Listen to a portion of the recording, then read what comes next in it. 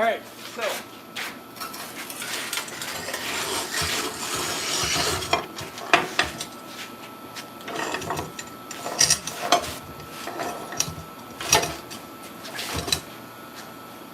I am hand sanding a sword.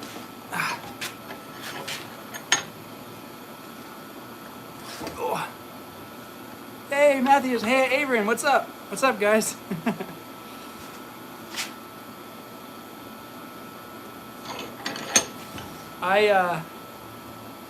ZMX, what's up?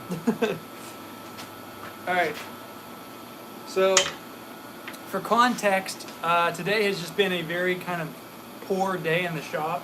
There's just been a lot of things going wrong, and so I've decided to just stop doing like fine detail things and instead just go on to grunt work, which in this case is hand sand the sword. So, yeah. For those that were here last night, there is the leather wrapped handle, all nice and neat. So that's pretty cool. So, yep, I'm basically just hand sanding out this fuller. So, gonna be a long couple of hours of doing this. So I figured I'd get on here and talk. Hang out.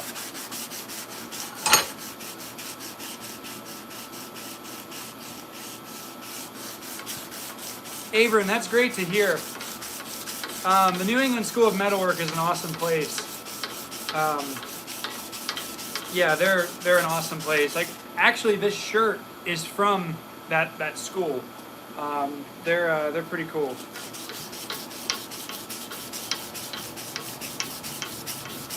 There's a guy, the two guys that I know that run it, is named Derek Glazer and Ted King. Those are the two guys that run it, I believe, at least from my knowledge. And very nice guys. But yeah, they have classes all over the place, or all the time, I mean.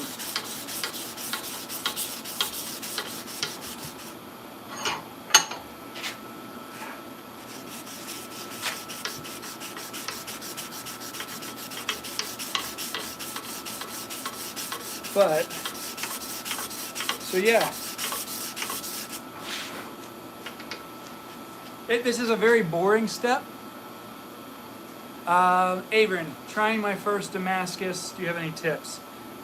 Yes. So make sure everything is clean. First and foremost, don't layer anything unless the steel is clean. And when I say clean, I mean like shined up, right? And then clean it of any oils, so use acetone or some sort of degreaser. Clean it of any oils, and then from there, you know, you can do your forge weld. And if you need to use flux, use flux. The other big tip I would say is absolutely be patient with it, because a lot of times, at least I know for me, when I was first starting out, I would pull it out of a fire too soon, and my welds wouldn't stick. So let the steel soak at that forge welding temperature if you can, and then pull it out and squish it.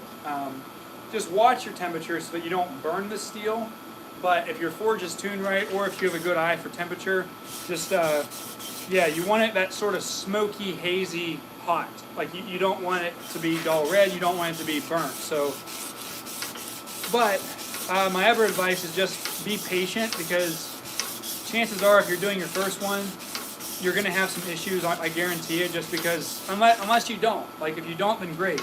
But if you do, be kind to yourself, because it's a tricky process to get a hold of the first time you do it. Okay, rubbing alcohol, technically it should work. In my experience, though, rubbing alcohol is not as good as, like, acetone or other degreasers. I don't know why. But in the past, when I've tried to like clean my blades before etching, rubbing alcohol didn't do the effect that I wanted it to. So another good thing you could do is using Dawn dish soap. However, then it's going to rust because you've exposed it to water then. So I don't really recommend that. It's just, I don't know. If you only have rubbing alcohol, then that's what you're going to have to use. But if you have acetone, I would use acetone. But wear gloves because acetone is really bad on your hands. So don't be like me in my videos. Wear gloves. You don't want that stuff in your skin.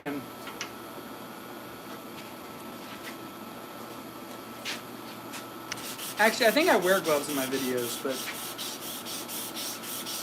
for the longest time though I didn't, and so my hands would constantly be dried out, and it was just no good.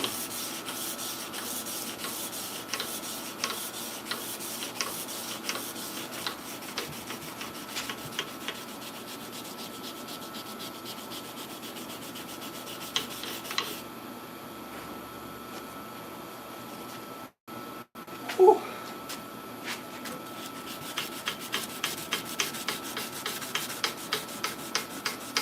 So yeah, this is a rather boring but essential process to blacksmithing. So, but whenever things aren't going your way in the shop and you're angry, take time to just sit down and hand sand, because then you're not going to screw anything up. Averin, you can tell it's up to the temperature you need. Usually what I'll look for is I will look for like a white hot. And again, it'll almost sort of smoke. The surface of the steel will look oily as well.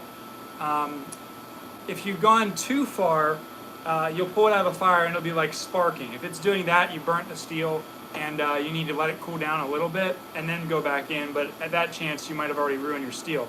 But, not necessarily, but that being said, really just try it. And if you don't think it's hot enough, if there's even a shadow of a doubt, go a little bit farther. And then even at that, maybe go a smidgen farther when you do think it's hot enough. So just, again, you just don't want it to be sparking, but you want it as hot as you can possibly be. And again, as you do this more, you'll get more experience. And as a result, you'll learn how to sort of gauge those temperatures with your eyes. And you won't need to, guess as much. Like you'll know what temperature to look for. It's never a thing is just knowing your forge, knowing what like how long it needs to sit in your forge before it's up to temperature too. That's something that once you learn is pretty valuable. But yeah, I'm gonna be here a while.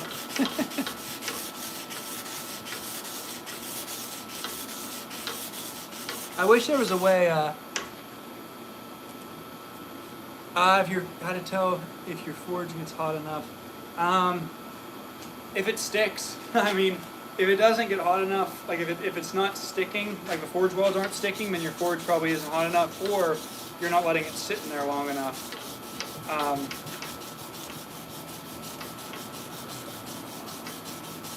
Averin, I'm going to be honest with you. As long as you're still listening here, make a noise. Averin, I mean, I wouldn't be opposed to having you come down for like a weekend, you know what I mean? Like come down for like a day or two, and I could, if there's questions like that, I could show you quite literally here. It's just as far as like, in response to what I said in the email, like, I'm not really set up to have like a sort of apprentice of sorts. But I'm not opposed to having you come and do like a 1 or 2 day class with me. You know what I mean? If like my wife and I have a spare bedroom, but there's also hotels really near us. So like if you and your family want to come down or whatever, there's hotels like within 5 minutes of our place. So I'm not opposed to doing that. It's just a matter of like I said, I can't really do an apprenticeship or anything like that. Which I apologize for that. I'm not in a position where I feel that I'm able to do that right now. But I know I've mentioned this before, but I work part-time at a jewelry store, and so my schedule isn't like 100% blacksmithing, and so to do an apprenticeship, there'd be a lot of days that like people would just be sitting around. But again, though, I mean, if you want to come down for like a 1 day class, we could do Damascus here. We could do actually, technically, we'd have to do Damascus at my other workshop. It's about 2 hours from where I live. It's where I grew up, because that's where my hydraulic forging press and different things like that are. But I don't know. Might be a cool idea. We could forge a knife. That's when I used to offer classes in my hometown. I would actually, it was basically make a knife workshop. So like, people would come for a day class, be there for like 12 hours, and we'd make a knife in a day. And it helped me to sort of teach people how to do the basics. And then from there, they could take that and do whatever they wanted with it. They could learn how to make swords then. They could make Damascus. They could do whatever they wanted. So, I don't know, Adrian, is that something you'd be interested in? If it is, just send me another email, because, like I said, I mean, I'm not opposed to doing something like that. It's just a matter of, you know what I mean? But for those wondering, I'm hand sanding a sword. So, it's a late medieval period sword. I'm working on sanding out the fuller right now, but yeah, once this is hand sanded down, we can dip it in the acid and I can reveal that Damascus pattern that it has. But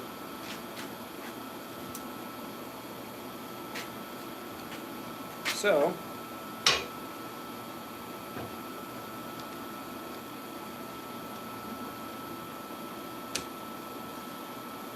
hey Eric, what's up? I'm hand sanding the sword.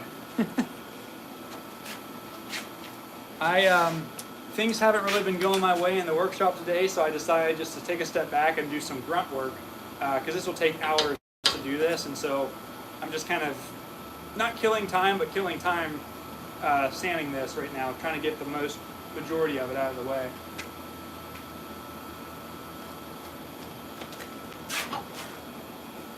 So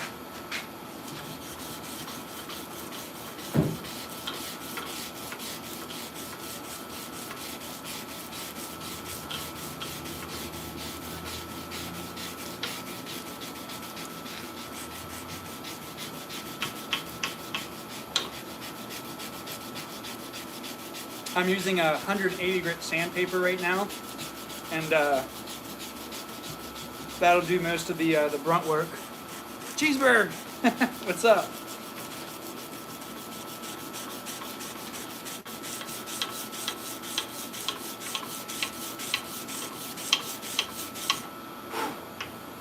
Oh, it's looking pretty snazzy, not gonna lie. To tell you I'm excited about etching this thing is an understatement. Like, to finally get to reveal the Damascus pattern in its full kind of glory, it's going to be pretty nice. I don't know if that'll happen tonight, but I'm hoping.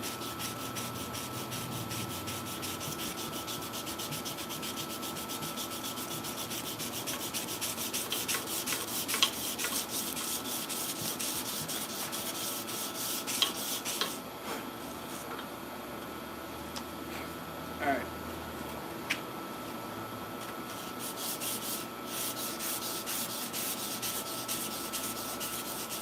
So I'm using the small wheel attachment that I actually ground the fuller with. That's what I'm using to hand sand it. Makes sense, right?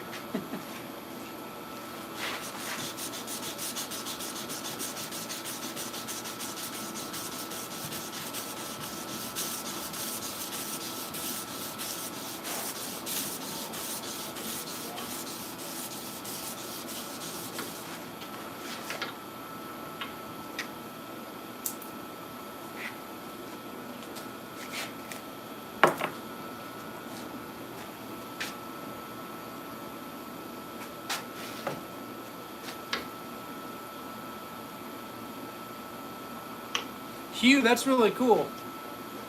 My ancestral kind of background is Irish and Scottish, as well as having German in it. And I've always wanted to go to Ireland. There is a, well, actually my cross-country coach that in college was Irish. I forget the town that he was from. It was a smaller town in Ireland, but that being said, yeah, Ireland looks really beautiful. Luxembourg is in Germany, is it not? You said you were on holiday. That's pretty cool. Jealous. That's a cool place to be.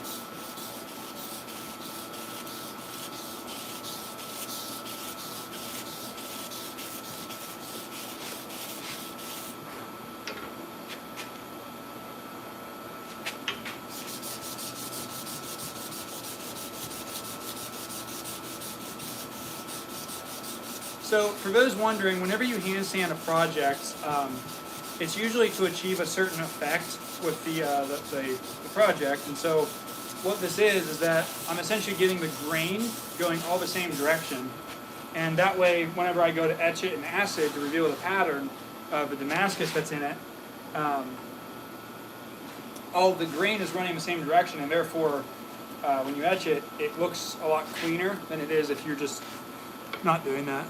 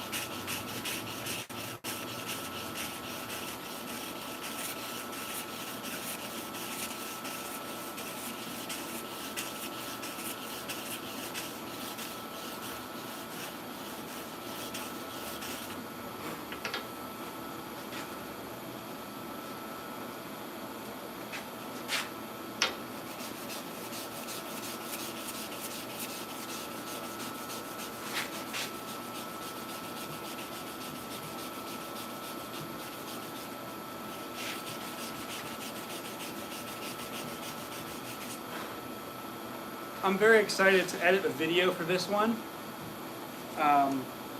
for this project, because there's been a lot of steps happening for this project, and so to finally get to put it all in like a story and be able to tell that story I'm excited for that.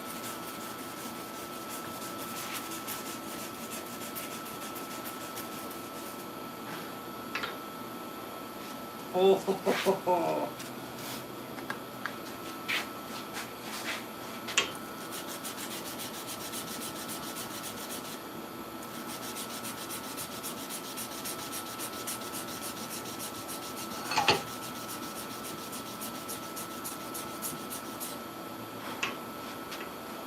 Okay. Sorry, I'm trying not to miss the chat whenever you guys say stuff.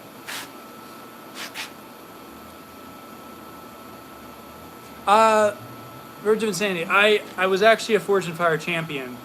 Season 9, episode 26 is the episode that I won. Avron, I am sanding with the small wheel attachment for my belt grinder. This is what I use to grind the fuller in. And so it allows me to basically wrap the sandpaper around it and get in that fuller and make it so that it has the same contour that I want.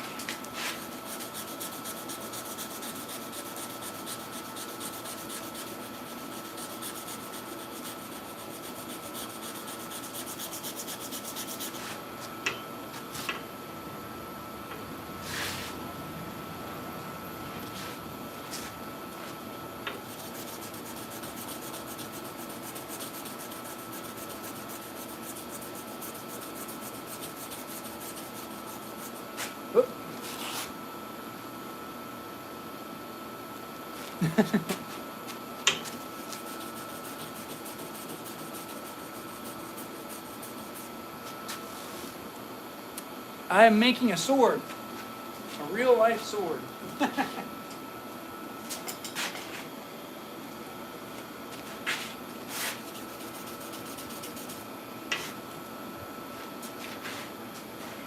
Cheeseburger's back.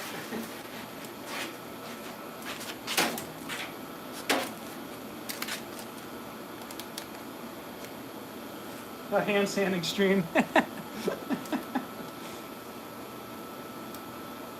I'm about as excited as you are for this.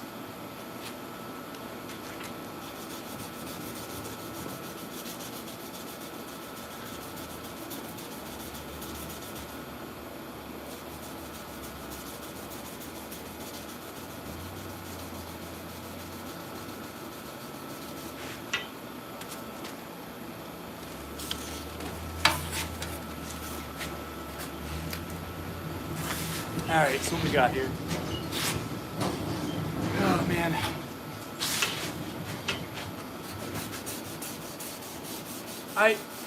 What should we do? Whenever I get one side completely to 180 grit, I'll show it all put together so that you guys can actually see what I'm doing, which should only take a couple more minutes to get that, or to get this side up to 180 grit. It was at about 120 grit on the belt grinder.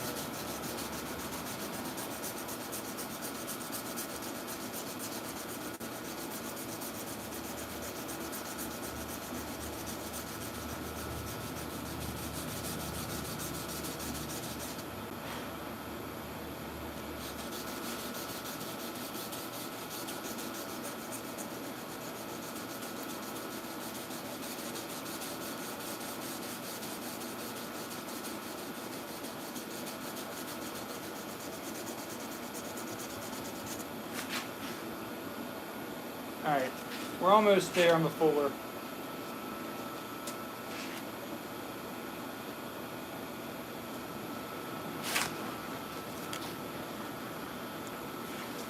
A camera angle from the top, that would be a lot better actually. Let me see if I can do that for you. I'm going to use the tripod as a means to hold everything, because now the only problem is that now I won't be able to see the chat, but come on.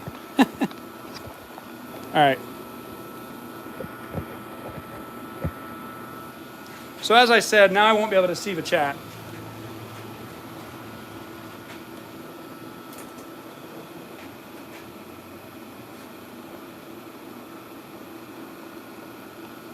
Come on.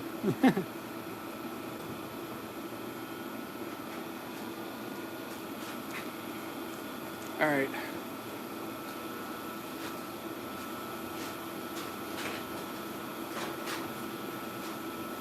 So, I'm basically scrubbing down here at the end right now. So I'm pinching this and holding it so that it doesn't move, because this otherwise would be wiggly and moving. But essentially I'm just trying to define this cone shape up here.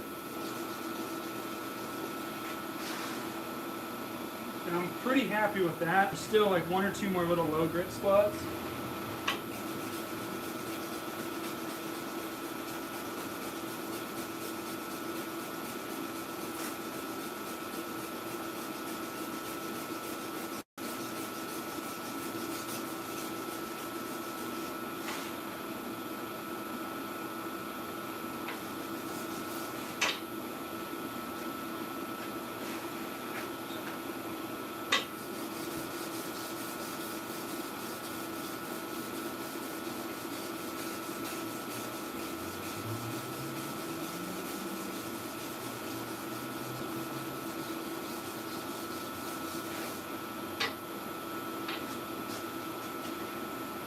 Alright.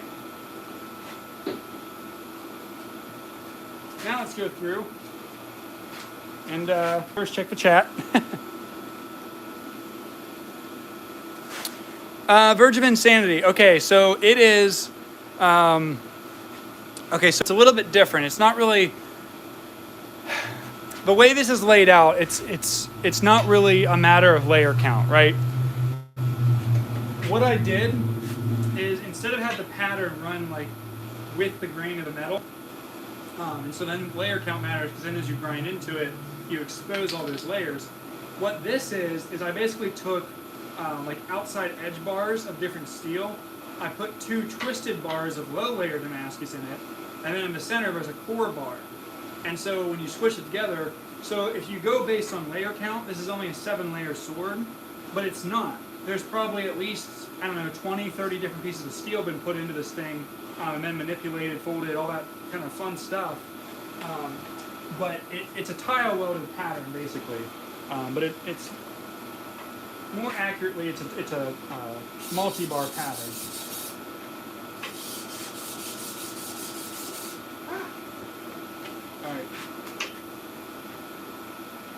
Now we must begin to hand sand this top part.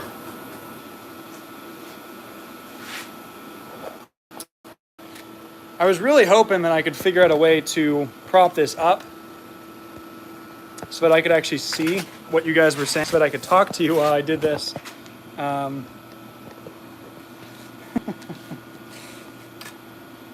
right, let's see if I can't fix this. Virgin Insanity, I cannot wait to see it after etching either. Yeah, no, etching is going to be crazy on this piece. Come on. I am so sorry for how this setup is. Aha!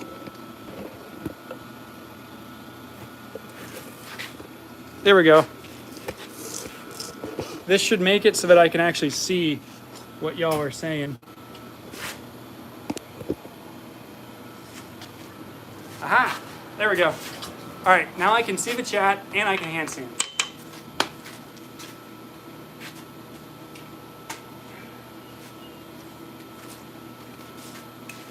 Go ahead and clamp this down so that I can hand sand well. Oh.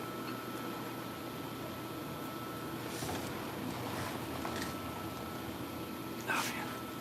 All right.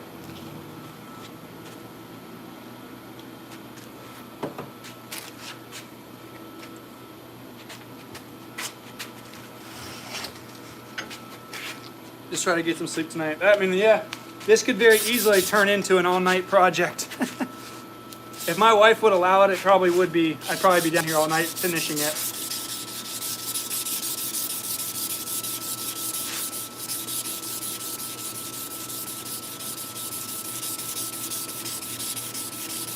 Yeah, like I said, whenever I get everything up to the final, like 180 grit finish on this side, I'm gonna take it probably to 400 grit before I etch it. But whenever I get it up to 180 grit, though, I will put everything together so I can show the live stream what it looks like for those that have not seen this project yet.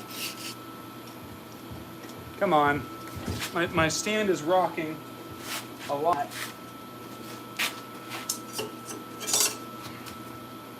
All right, let's try that.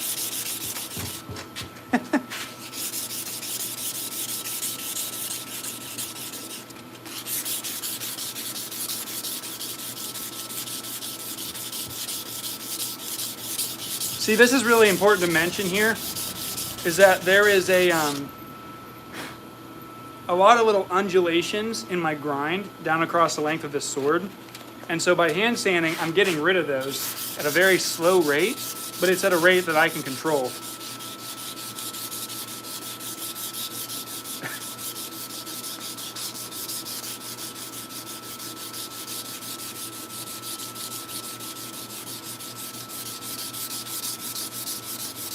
So, any questions?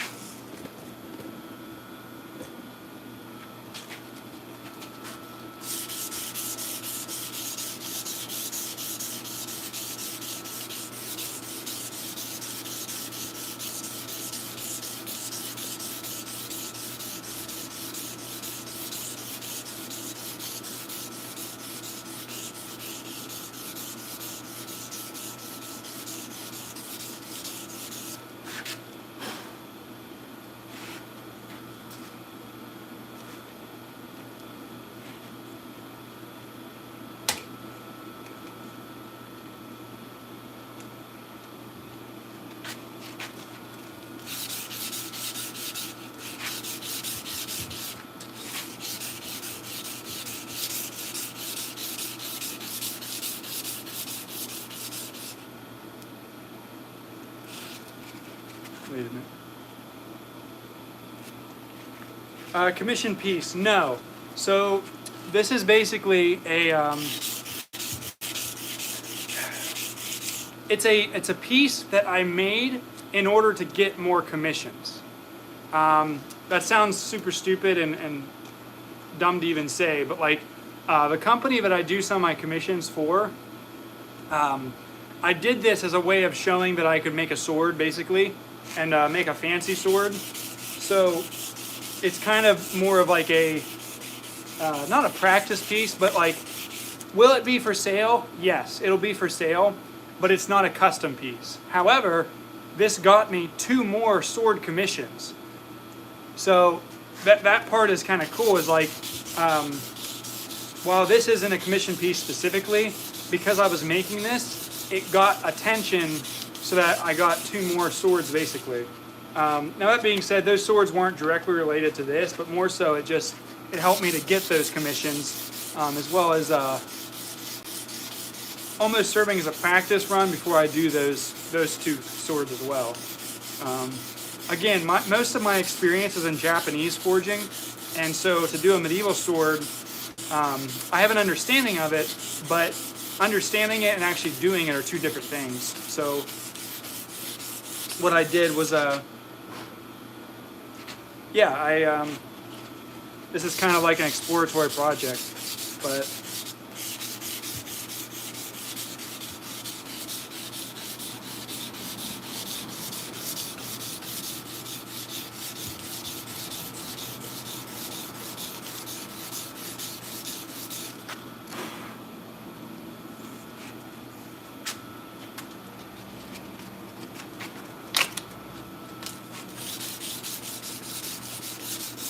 this thing is going to be scary, scary cool though.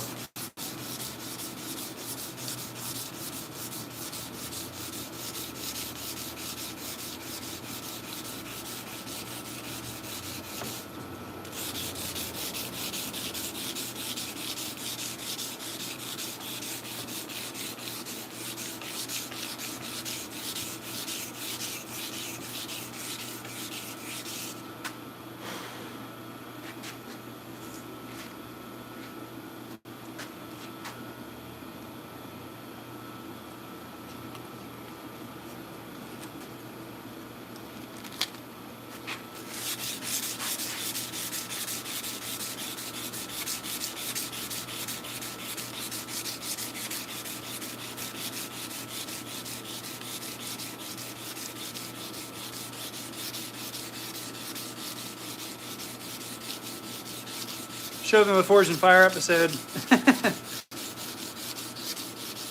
That's usually what I tell people to watch if they want to know like the quality or like the sharpness level and whatnot, like the usability. I'll usually say watch the Forge and Fire episode because that that showcases it actually being tested in a more extreme manner.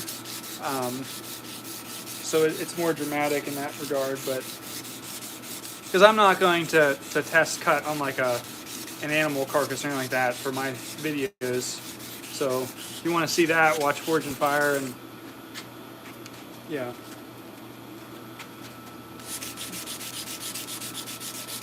So ironically, the bevels are actually taking a lot longer to hand sand than I thought they would. The forward didn't take that long comparatively.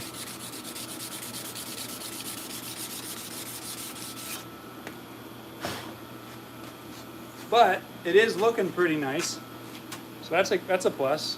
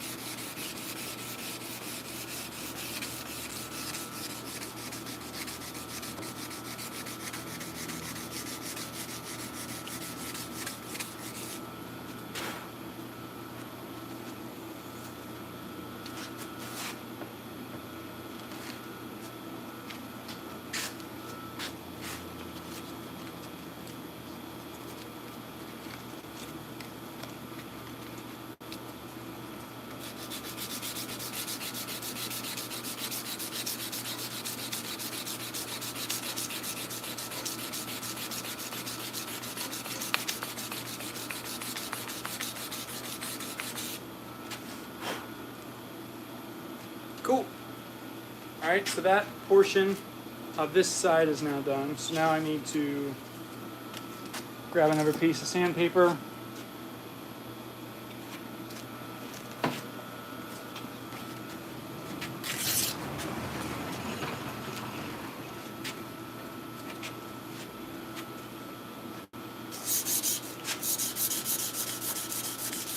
Now the key thing here is to not get scratched because this thing is sharpened. And so now that I'm hand sanding it and running my hand beside the edge all this time, it's scary.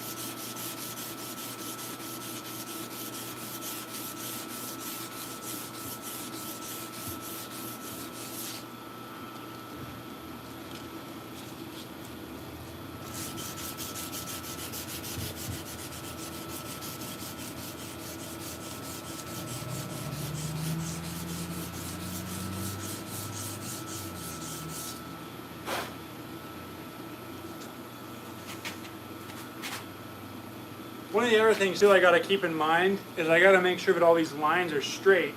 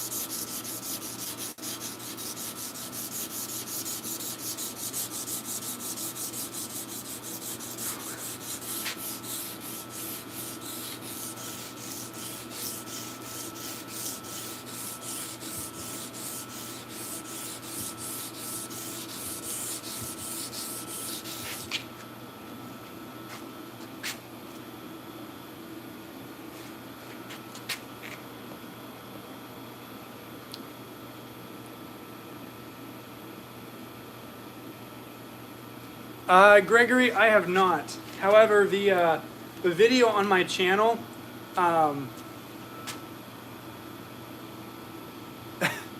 video on my channel that I just recently uploaded called "Making a $3,000 4 Damascus Buoy," that one, Silas and Gabriel that I collaborated with, the initial steel with that was it was a mixture of 52100. 52100 and 1095 stuff, along with 80 CRV2, I think, but I believe so.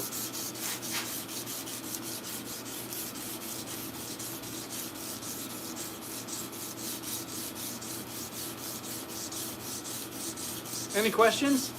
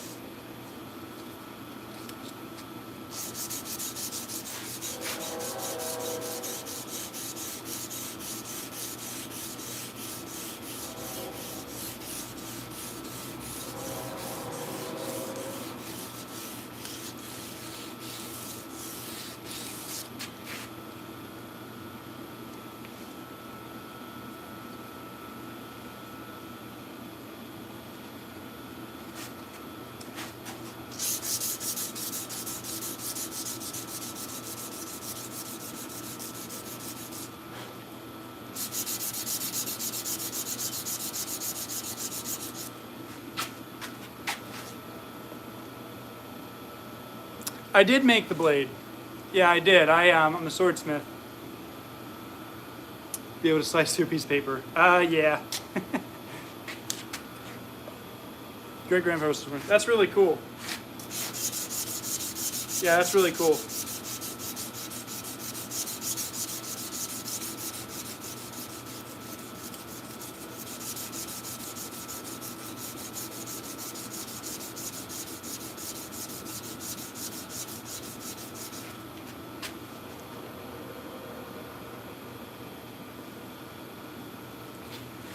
So if someone gives me commission work, that's kind of up to the customer. If they want a specific Damascus pattern, then we discuss it, discuss a price for it, and then I'll make it. However, if it's up to me, like it just depends. It just depends. If the customer has specific wants as far as for the Damascus pattern, then it's not up to me. But if it is up to me, then usually I have creative freedom with that. But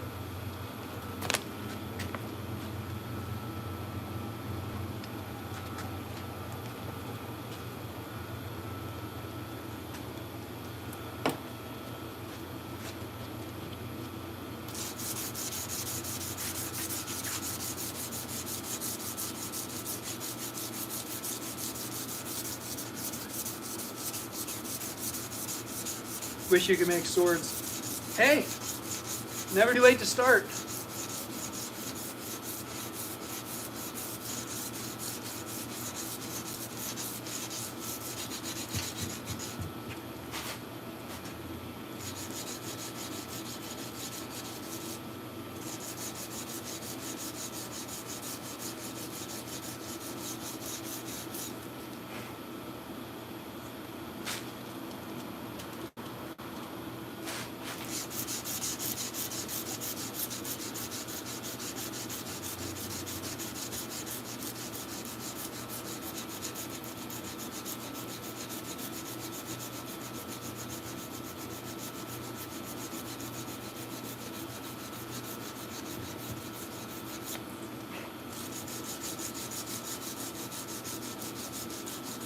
So the steel on this one is 1075 and 15 and 20.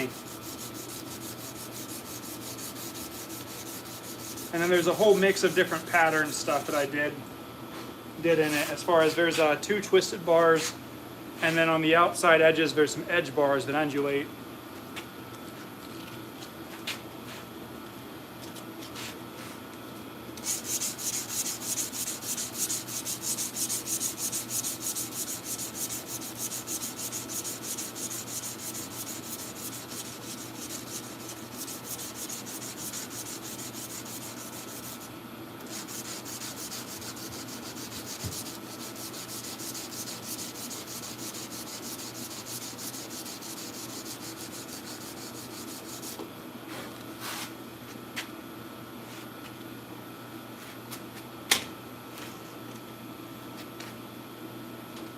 Alright, so I want to make sure that I get all this stuff finalized before I move on, so that I don't have to trace my steps backwards.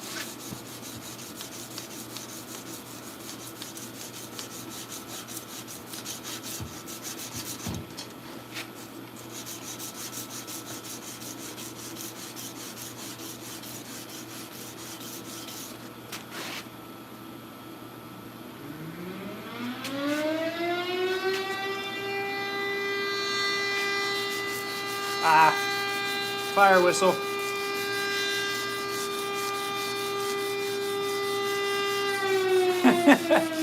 Yeah, it's a fire whistle.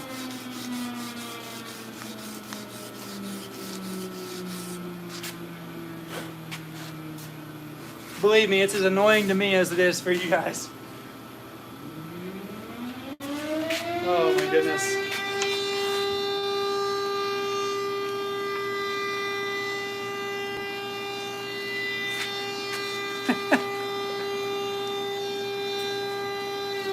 Yeah.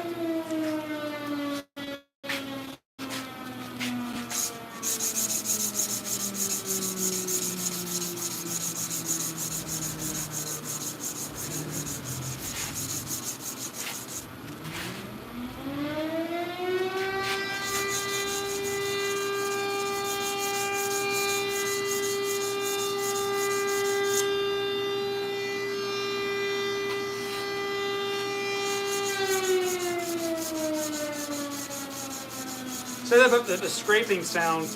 Hand sanding really actually isn't that bad. Like in person, like you don't actually like it doesn't sound as bad as what it might on camera there.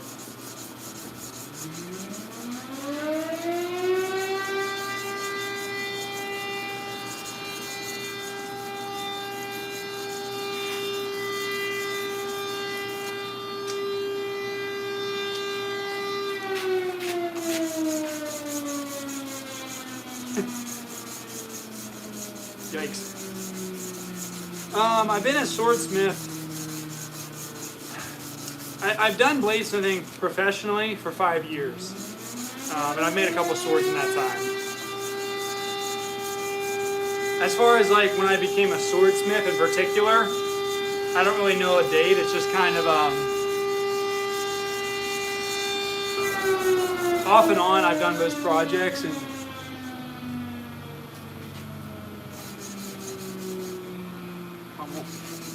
the sword is virtually finished. So, like I mentioned earlier on this live stream, when I get it sanded,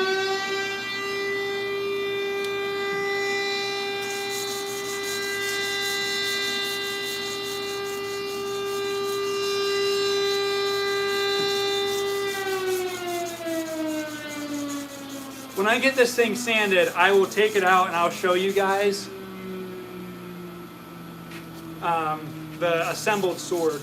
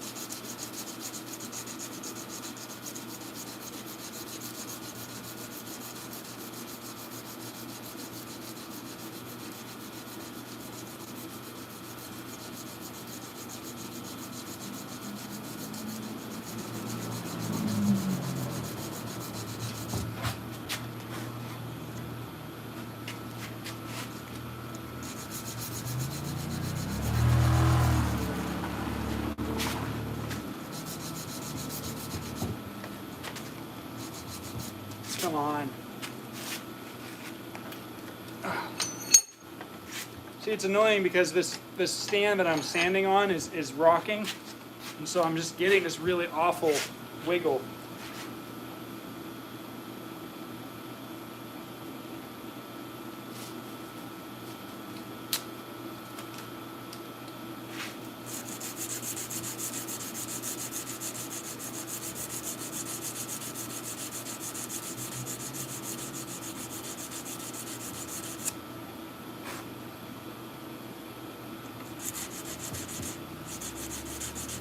Come on.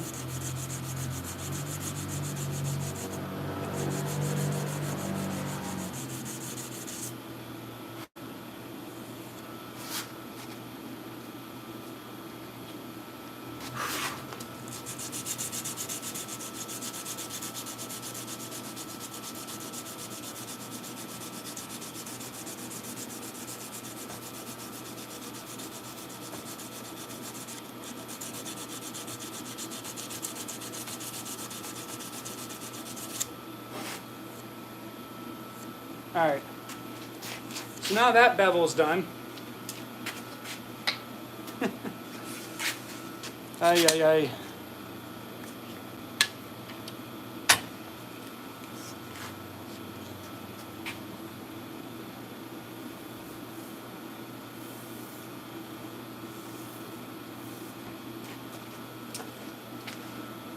So I'm just going to go ahead and show this real quick because that way you guys can at least have some context to what I'm doing.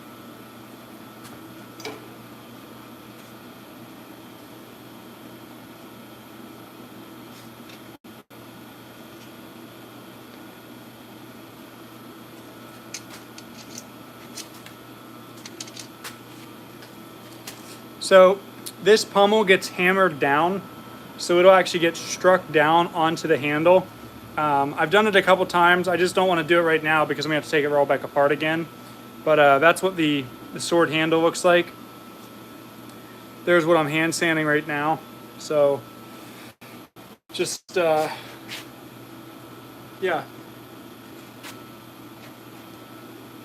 Pretty cool sword. But like I said, I'm touching up all these lines. So this is the rough ground part, and this is what I just hand sanded, was the tip of that. And yeah, be pretty cool.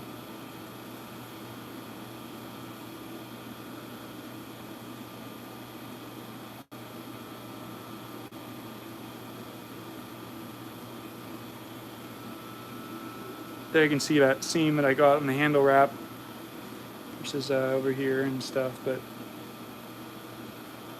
the balance point's about a hand width away from the cross guard. It's right in there. Come on, if I can find it. So that's where the balance point is, and then it has a pivot point of like part way down the blade. But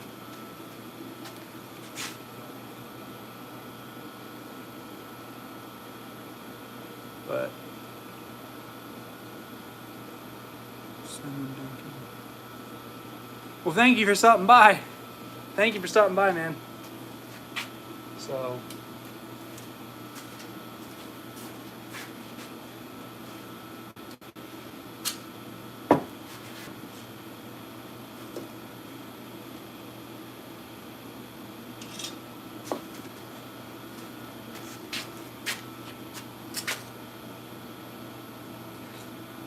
Rohan calls for Habe.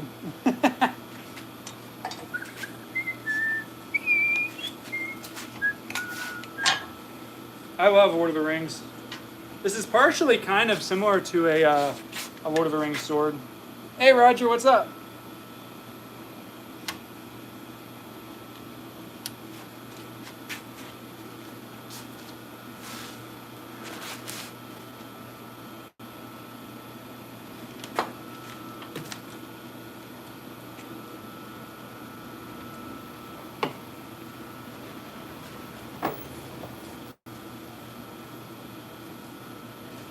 Alright, I was trying to find something. My sanding stick disappeared. Aha! There it is. Alright.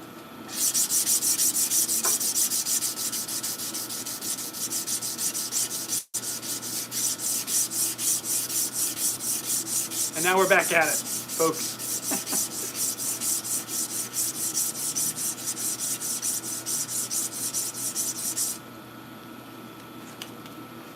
Back at it, being productive.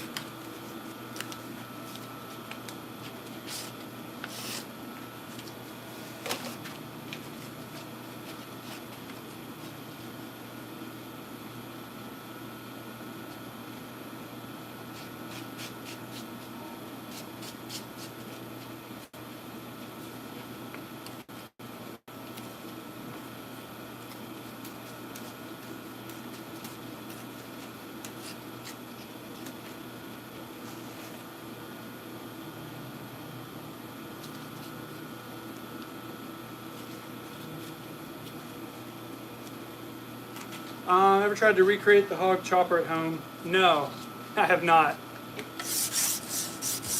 That was a very tricky challenge.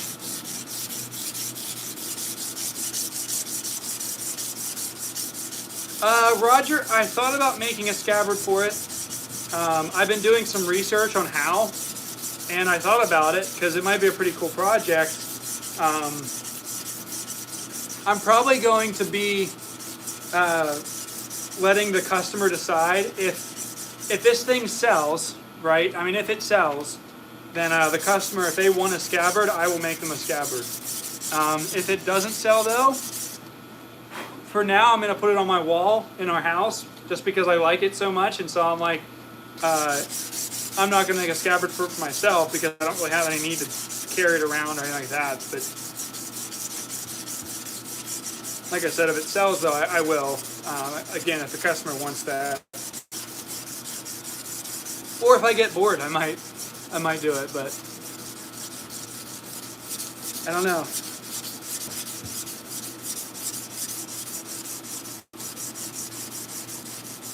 This one is mainly being made for a video, YouTube video, so.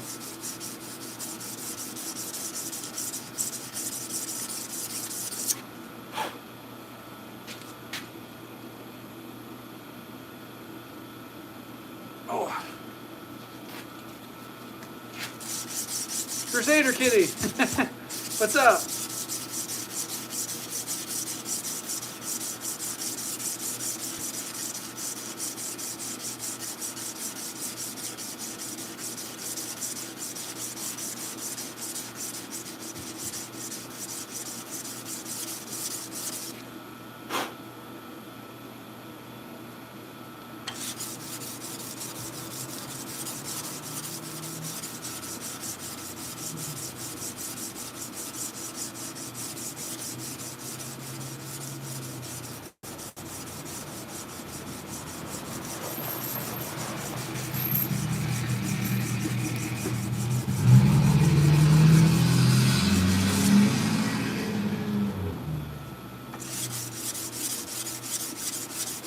Any questions? Anything to get my mind off this?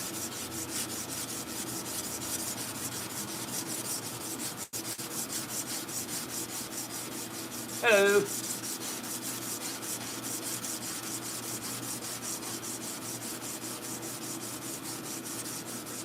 Happy birthday. It is a sword. It's a late medieval period sword. It's made out of Damascus, and I'm hand sanding it right now to etch it so that I can etch it later and reveal that Damascus pattern it has, because that's kind of a trophy of this thing. Why do I own a sword? Why don't you own a sword, my friend? No, I make swords. I'm a swordsmith, knife maker, whatever you want to call it. But yeah, I make swords.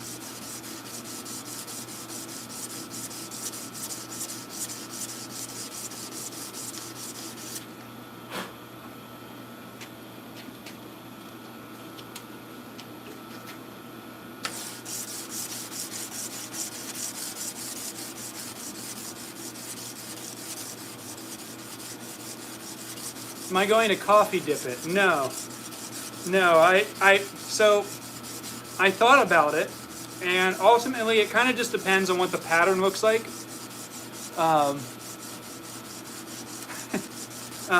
Ultimately it just depends on what the pattern looks like.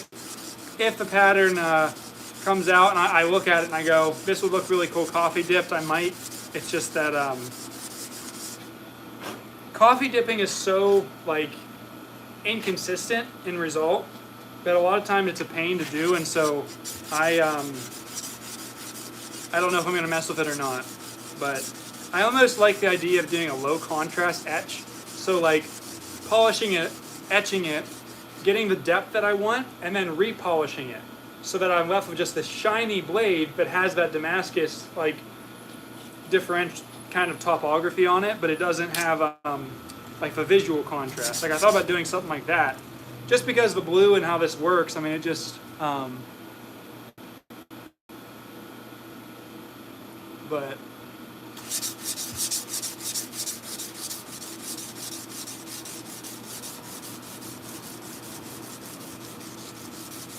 Roger, so swords historically would be really sharp, but it all just depends on the application. The biggest thing with swords though is that like they might not stay sharp for very long, but you don't really need them to. It's kind of like an axe, like you sharpen it in between each use. All that being said, like you said, they don't really have to be sharp though to be like effective and deadly. This sword right now is not super sharp, but it would be 100% usable in a battle. It's just kind of one of those things of like, it's how force is distributed whenever you strike something with the blade. And so if you have even the smallest amount of an edge, when you swing that thing, there's a lot of force being put and or transferred. And so as a result, it cuts through really a lot of different things. Adam Savage did a video one time about using a dull sword to cut watermelon, I think it was. And he could do it with a dull sword. And it looked as though the sword was sharp. So it was all just about a, what's it called? Again, how force is distributed. But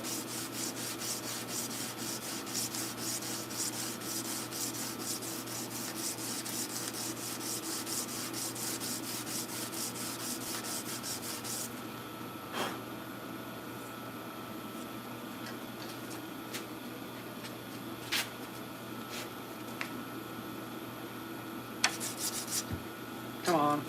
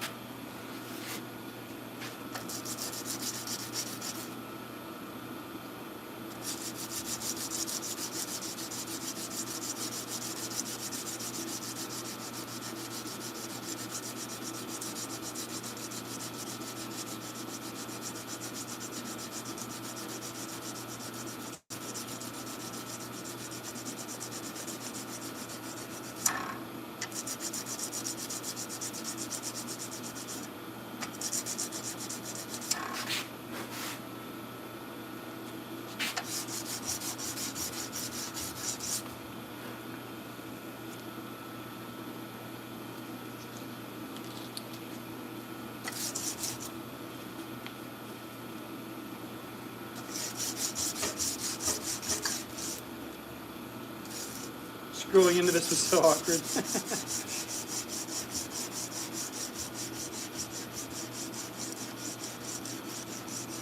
Thank you, man. I appreciate that.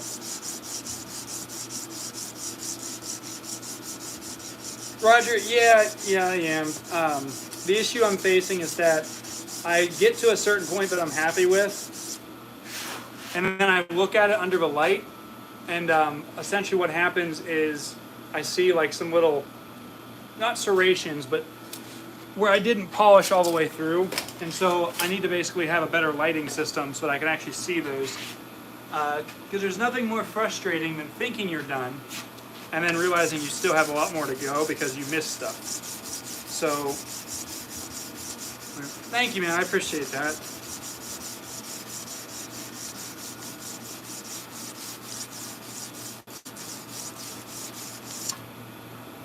Okay.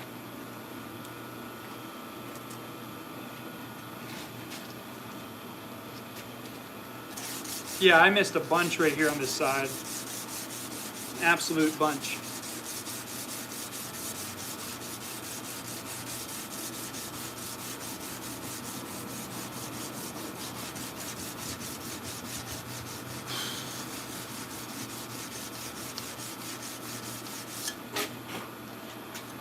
You know what I want to get? I really want to get a fireplace so I can set the fireplace up right here in the background. so I can just have that like ambient noise, because this heater thing or whatever that's running in the background that you hear, that's so annoying.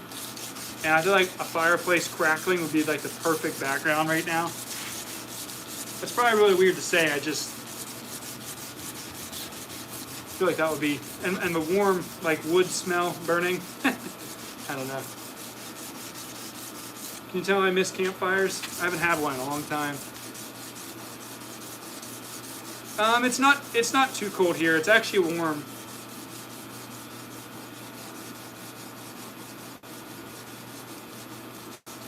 If I was stayed on here continuously, how long would it take start to finish? Roger, do you mean like the entire project, or do you mean what I'm doing right now?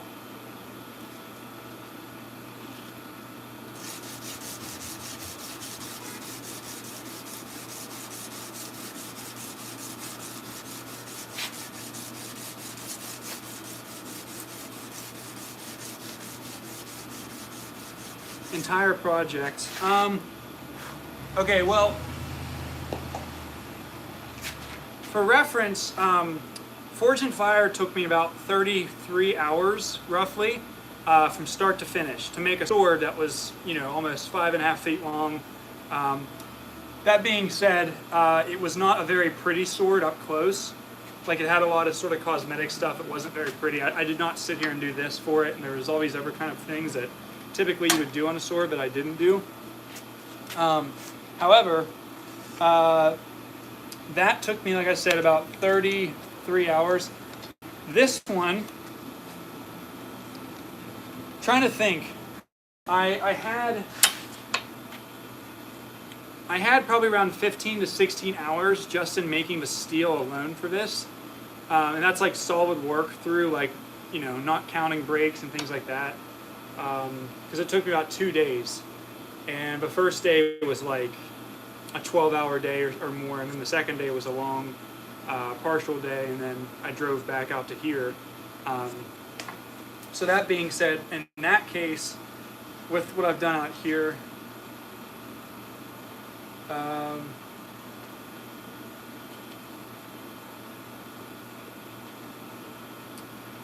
I'm going to guesstimate and say probably 50 hours if I did it all start to finish. Probably 50 to 60 hours. But I don't think I could do it start to finish, because when I say like 50 to 60 hours, that's like really intensive work, and it's not. I'm not complaining about that. It's just that you can't do it all in one go, obviously. But which I realize that's not what you were asking, but. Yeah. So yeah, I'd estimate probably 50 to 60 hours. But of very intensive work. Intensive and focused.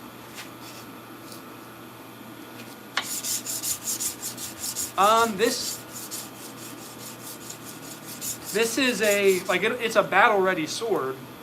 So it could be used in real battle. It's just that, I don't know. Whoever buys it will decide what it's used for.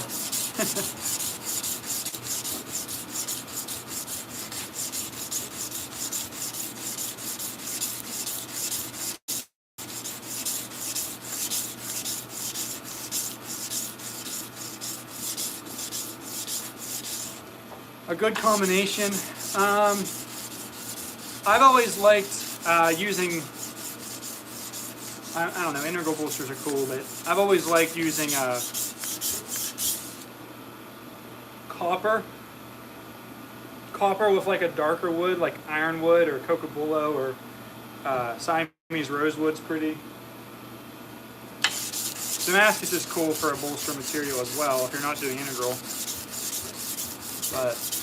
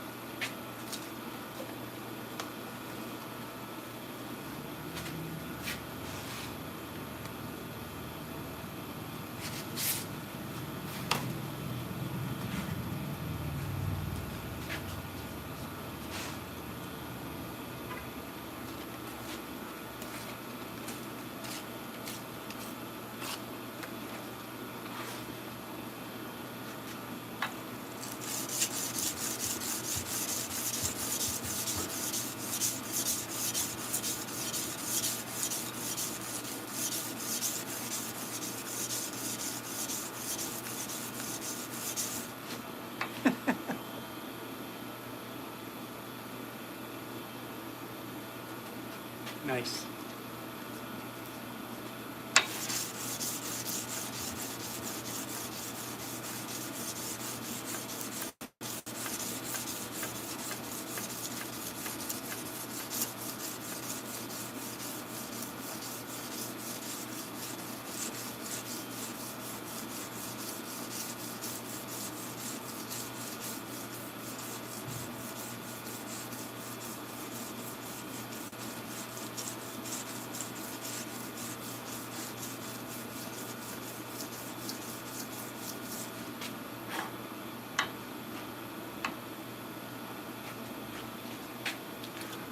The blade is 28 inches from shoulders to tip.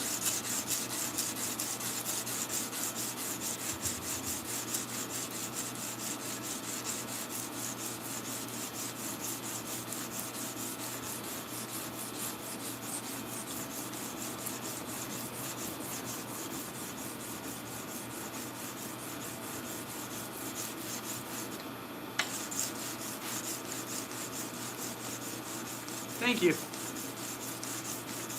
This will be a full build video on my channel once I get everything finished up.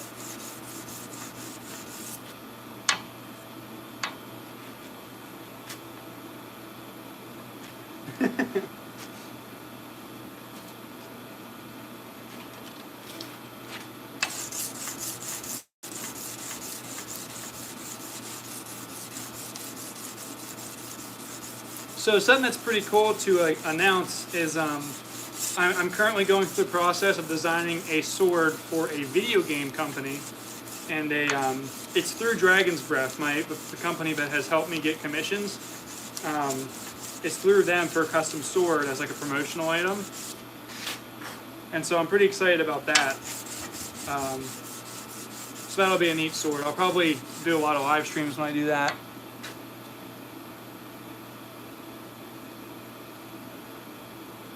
Daniel Smith, if you're referring to Forge and Fire, I have done that.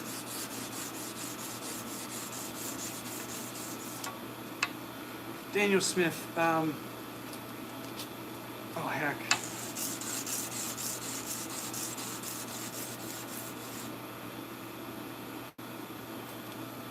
Sweet. Yeah, like I said, I'll probably do lots of live streams whenever I'm doing it. I don't know. I tried to do a live stream whenever I tried to do a live stream last time when I forged this blade at my other forge where I grew up. My other forge, it's just where I grew up, and so I have equipment there that I don't have out here. And all that being said, what's it called?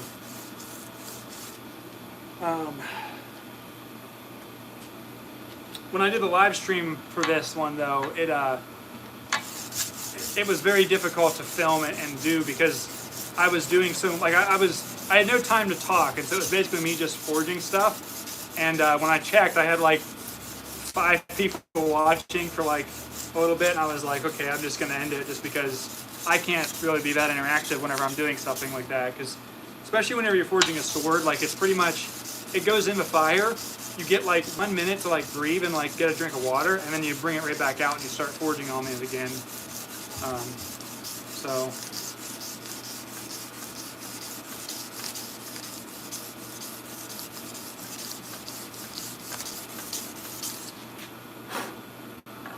woo. I don't want to move the camera because the way I have it set up right now, it's very janky, and I don't really want to move it. But the angle that I'm looking at it from is pretty cool.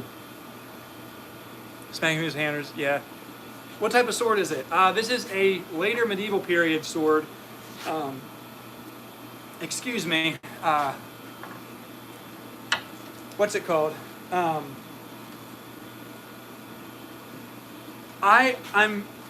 naming it kind of like an 11A. This is the handle design here. You can see it's all different pieces, but without taking this off, I can't really show it, but that's the handle design. And so you can kind of see it. Oh, shoot. Don't want to drop it. It's leather wrapped handle. with a kind of earlier style pommel and a more standard style thing there. But yeah, so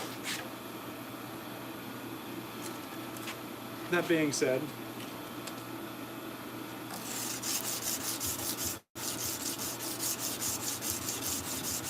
and it has a partial fuller.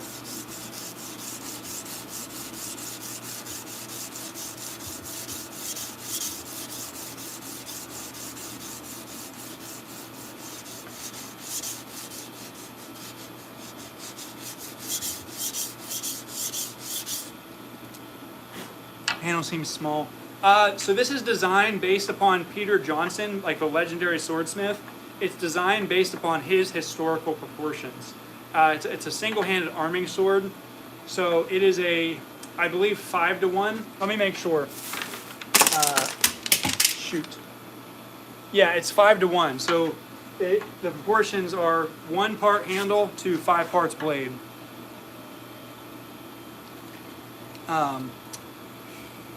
But yeah, the weight, I don't have the weight of it yet, but I'm assuming it's somewhere a little over a pound. It's a very manageable weight. I tried to I tried to lighten it up as much as possible. I did smith the sword.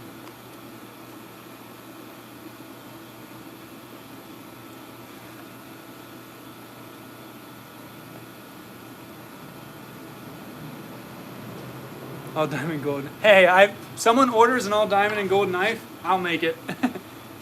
Again, I work as a bench jeweler part-time, and so I am used to setting diamonds and working with gold, and that's what I did professionally for about a year and a half. Almost long sword length, yeah. No, yeah, the blade length is 28 inches, so it's like the length of like my arm. It's not a super long blade.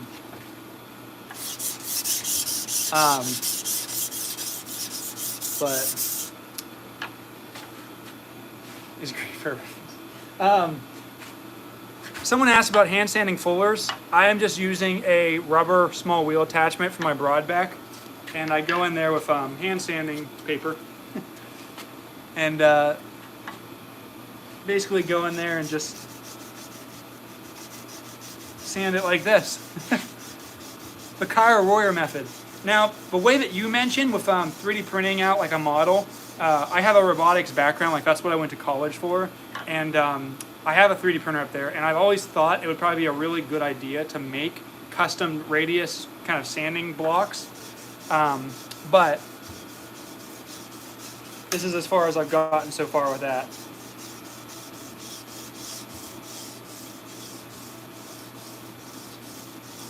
I usually polish it up to about a 400 grit finish. Anything over than that, and to me it's just a bit overkill. Now if you were doing something like a legendary, like very high-end sword that was never going to get even touched really, I probably would take it up to like 1,000, 2,000 grit and then mirror shine it on a buffing wheel before I etched it. But for something like this that might get used, I will most likely just stop at 400 grit, maybe use some steel wool on it, and then I'll give it a satin finish, and then I can take it and etch it, and yeah, then at least you can use it and not have to worry about it too much, because it'll be easier to maintain than a mirror polish would be. Well, thank you for watching the new video. I appreciate that. Honestly, I've had very mixed reactions about the new video. It's one of my favorite ones I've ever made. But it's kind of there's a lot of things that I wish I would have done a little differently on it, but there's also like I haven't really gotten that great of a response on it either from people, and I'm kind of like, okay, like, do people like it? Do they not like it? Any regulations? No.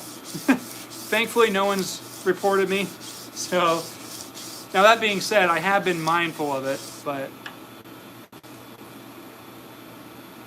that's a really cool way of doing that. Yeah, I mean, at the end of the day, I feel like if you can make a tool to do this and make your life a little easier, then that's great. But I actually thought about it in regards to like the old Japanese like scrapers. How they have like a handle, and then they have like a little like almost like tooth that sticks out with a radius in it, and that's how they scrape away stuff. They're not exclusively Japanese, but that being said, I always thought about those and wondering if we could 3D print out something like that for a fuller sanding stick, because then you could grip it up here and do like this motion and actually put a lot of pressure on it. Basically, it would just be like this with like a flat rod across the top, so that you could move it up and down with a stick like that. I think that would be a really smart idea.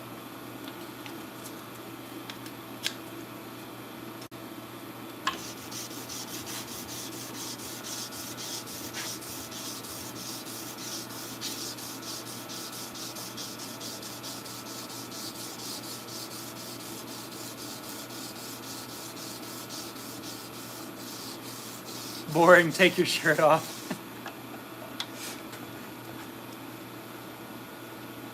Hey, if you make that, let me know how it goes. Like, I don't know, you know, comment on something or somehow so that I can, that'd be really cool to see if that actually works or not.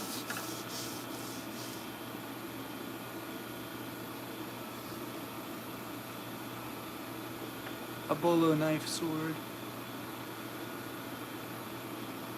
Bluey, I'm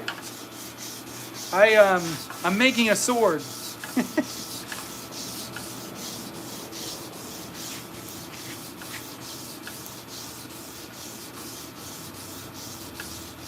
To be exact, I'm polishing a sword. Cool. Someone asked how long I've been a believer. I have been saved by Jesus since 2016, so 8 or 9 years.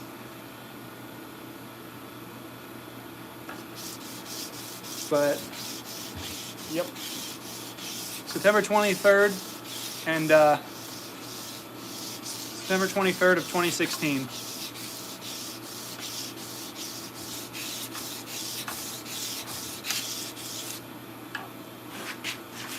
You know what's really encouraging is getting on here and having so many of you guys like praise God because of that. Like that's encouraging to me, because I don't know. It's pretty cool. It's pretty cool. That's good.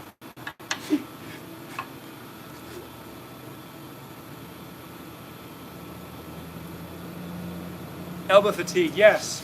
That's the biggest reason why I'm thinking. Not so much elbow fatigue, but more so like wrist fatigue right in here. That's what mine is. What I'm having troubles with right now, currently, actually, as I'm talking. My wrist is cramping up. There we go. All right, I'm happy with the fuller right now. We're going to take a step from that and go back to the bevels.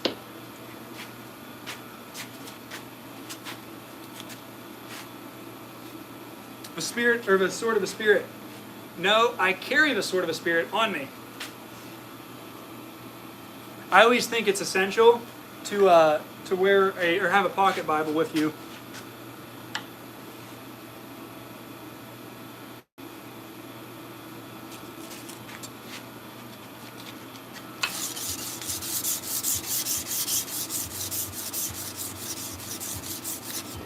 The chicken came first.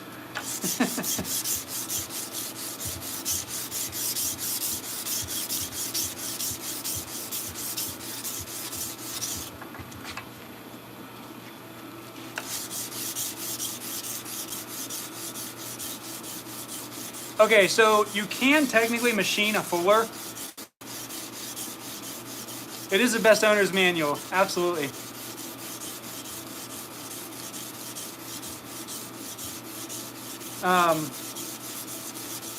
Yeah, I've seen some guys use like some ball end mill bits, and they'll basically they'll go through and chew out the material there.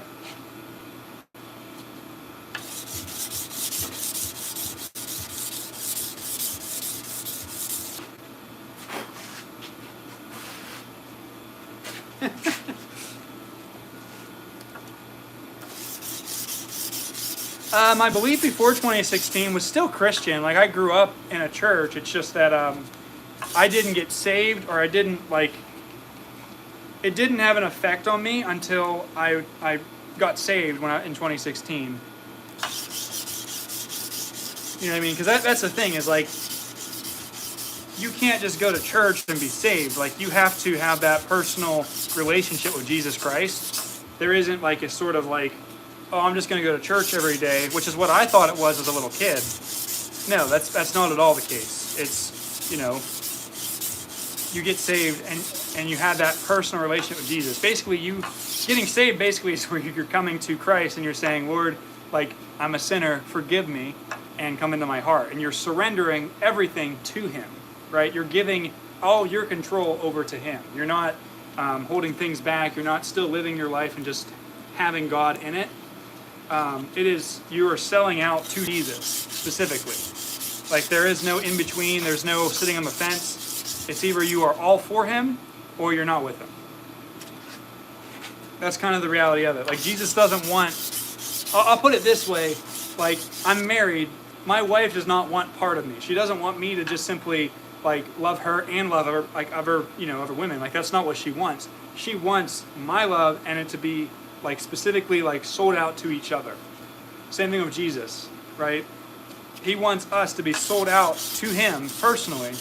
He doesn't want us to have sin on the back shelf and have, you know, all of our sort of our desires still in the way. He wants all of us, 100%, no trades, but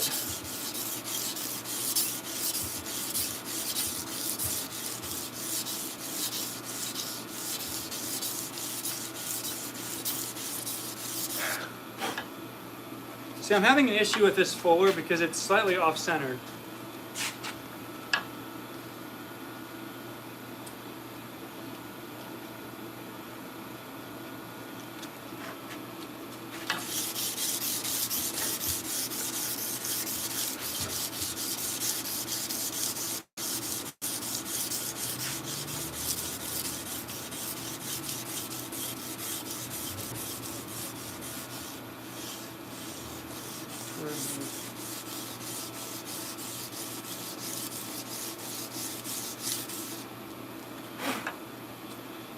You know, I thought about doing something, right? So I used to do live streams.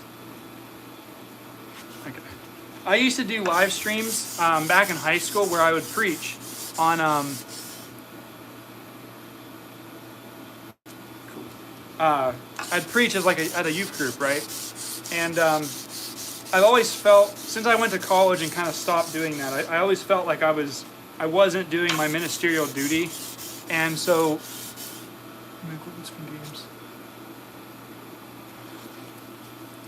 and so what I thought about doing on this channel specifically is doing I was going to call it like Anvils and Jesus, where on Sunday nights, I just fire up the forge and I just like tinker around with something and or hand sand something or just sit there and basically just talk and have like a ministerial kind of outreach thing in that regard.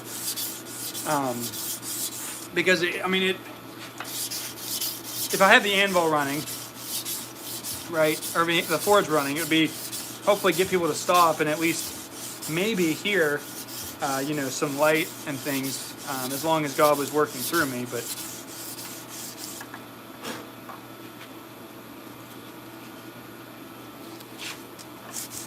I was gonna say, what would you guys think of that? But I'm like, at the same time, it doesn't really matter what I or you think about that, because if that's what God calls me to do, then that's what I have to do. So I have been praying about that, and I think that that would be, I think like I'm led towards doing that. But I do need a sturdier bench, 100%.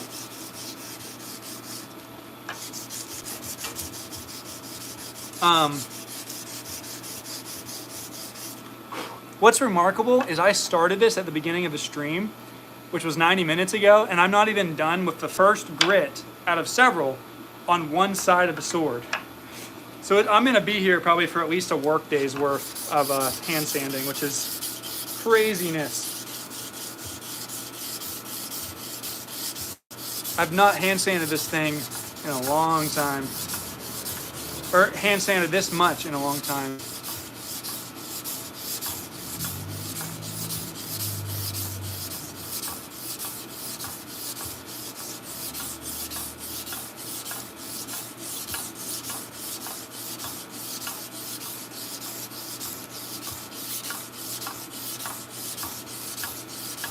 I used a belt grinder. Yeah, I used power tools to get it to this stage. It's just that whenever you get to this stage, it's kind of like one wrong move on the belt grinder and you can screw the whole project up. So I'd much rather like sit here and just do this if it means that I'm going to have the end result be what I want it to be. What denomination am I? So, I believe the Bible. That's the denomination. I say that because I grew up kind of in not different denominations, but I grew up going to different revivals and like, see you, Roger. God bless you as well. All that being said, denominations are tricky things because it doesn't matter what your denomination says. What matters is what the Bible says, right? Denominations are just different sort of groups and different sort of assembled people who have different view takes or translations of the different parts of the Bible. And at the end of the day, if you rely on a denomination for like all of your information, then that's a problem. Like that, you shouldn't do that because very easily that could be corrupted. And I could get, if I was a bad person, I could get into a denomination or create a denomination that twisted the Word of God. That's not good. That's not good at all, because then all of a sudden now there's an element of corruption in the Word of God, which isn't, it's not. Everything that God has said in His Word is God-breathed and inspired, right? So, all that being said, denominations are tricky because ultimately what matters is what the Bible says, right? I think the key is finding a denomination that translates the Bible as verbatim as it can be, right? I'll give you an example. Right now, my wife and I go to a Reformed Wesleyan church, and I did not grow up Reformed Wesleyan, and I don't identify as Reformed Wesleyan, right? I just simply identify as being someone who believes the Bible and who believes in biblical holiness. And so as a result, the church that we're going to now, forget what it says on the door. I just simply go to a church where the pastor preaches what comes out of the Bible. That's kind of it. And so we, as the people who are listening on Sunday morning, have a responsibility to make sure that our pastors are preaching what's out of the Bible. You shouldn't just simply show up and listen and just accept it. You should show up and search the Word of God daily. Sometimes, or I would even recommend more than once a day. And that's how you should get your information about the Word of God. And then when you go to church, a lot of times God will use the pastors then to help reveal things that are found in the Word of God that you might not have understood. So I have not made a saber. However, my background is in Japanese forging specifically. And katanas are somewhat familiar or somewhat similar to sabers in regards to like some of their mechanics, in my opinion. I know that's probably like a blasphemous thing that people are going to argue about, but I don't know. But yeah, so I could make a saber.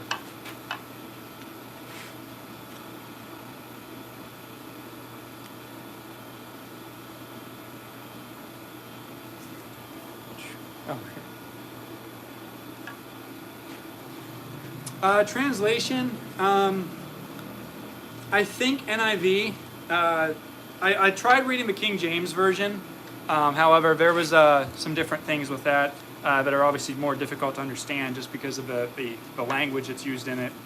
It's a bit, like, not dated, but it's not what I'm used to, right? So, but it's one of the most accurate ones you can get, the King James Version. Thoughts on Damascus? It's cool. I love making it. Most of the stuff that I make is Damascus just because that's what kind of brings in a lot of, a lot more of kind of a higher price tag, which is always good whenever you do this for a living. As far as it being some sort of super steel in the modern age, it's not. So don't believe people that tell you that Damascus is some sort of like amazing, steel. Now, before people start yelling at me, yes, Damascus of old was super steel at its time, right? There's no debating that. It's just that in the modern knife market, Damascus is purely an aesthetic benefit, right? anything that you would get as far as like a strength property out of it would be so minuscule that it doesn't it doesn't justify it. Like if I make a Damascus blade and let's say I use like a softer iron core and I'm like, oh, like this gives it superior like mechanical properties. Yeah, it does to some degree, but at the same time, no, it doesn't. Like it's a trade-off, right? There's no perfect sort of answer to that as far as like does smaller Damascus give you better properties. But I actually, so really quickly, just so I can get this off my chest, if any of you are subscribed, the video that's coming out tomorrow night at midnight, I usually upload a short on Monday mornings at 12 and on Thursday mornings at 12 a.m., like at midnight, turning into those days. This upcoming one is another one on Damascus. It's just like a generic short talking about Damascus steel and how it's just layered steel and yada, yada, yada. If you're subscribed, please forgive me for making a lot of videos about Damascus. The reason is because with YouTube and the way that YouTube works, right, you want to find video ideas that catch people's attention, and then you want to basically beat those things until like you can't anymore. Like you want to, like, they say you don't beat a dead horse. That's essentially what you do, is you find something that grabs people's attention, and then you do it a bunch in order to stimulate growth on your YouTube channel, right? That's how that works. So this upcoming video is purely for that sake. So I apologize, as I usually will, like, I want to get more into the sort of helpful videos and describing sort of more helpful tips and like information. But I need to make another video basically to go viral to help start stimulating growth again, because YouTube is another business. Like YouTube is another side of the business, but I have to, like, the first half of today, from like 9 to 12 in the morning this morning, 9 a.m. to like 12 p.m. like lunchtime, I was sitting down doing YouTube stuff. Like it takes a lot of time to do YouTube, but I say all that so that is what that is for. So if you're subscribed, please forgive me for uploading another video talking about the basic Damascus process. It's just that it's a proven formula in the past for me, and so I'm doing it again to see if it does it again. And if it does, then chances are in a few months or a few weeks I might make another one just simply to keep that growth going. But thank you, Chris. I appreciate it.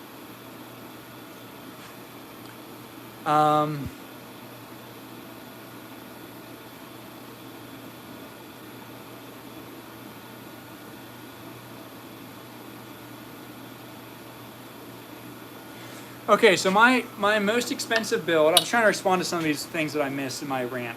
My most expensive build has been the Meteorite Damascus one. That one is listed at $3,700 on Dragon's Breath website. That one's probably my most expensive one. However, the most expensive thing that I've ever made, I haven't made yet.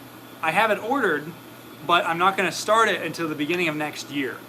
So that is going to be an absolutely crazy, crazy project that I cannot wait to film and show you guys. I don't think I'm going to list the price tag on it because it's one of those things that I probably get a lot of hate for it, because I'm realizing that like when I use price tags in my videos, people don't like it, or at least I get called out on it a lot. And you know, I essentially I'm putting it in the title to help grab attention, right? But on something like what I'm gonna do the beginning of next year, Lord willing, as long as everything still goes through, which it's set to, it's just that, you know, anything can happen. But I don't think I'm gonna put the price tag just because I don't know. But I will film it though, just so I can show it, because I'm really excited for it. It's basically gonna be like a month or two of experimental stuff. Like, it's a really fancy project, and I'm pretty excited about it. But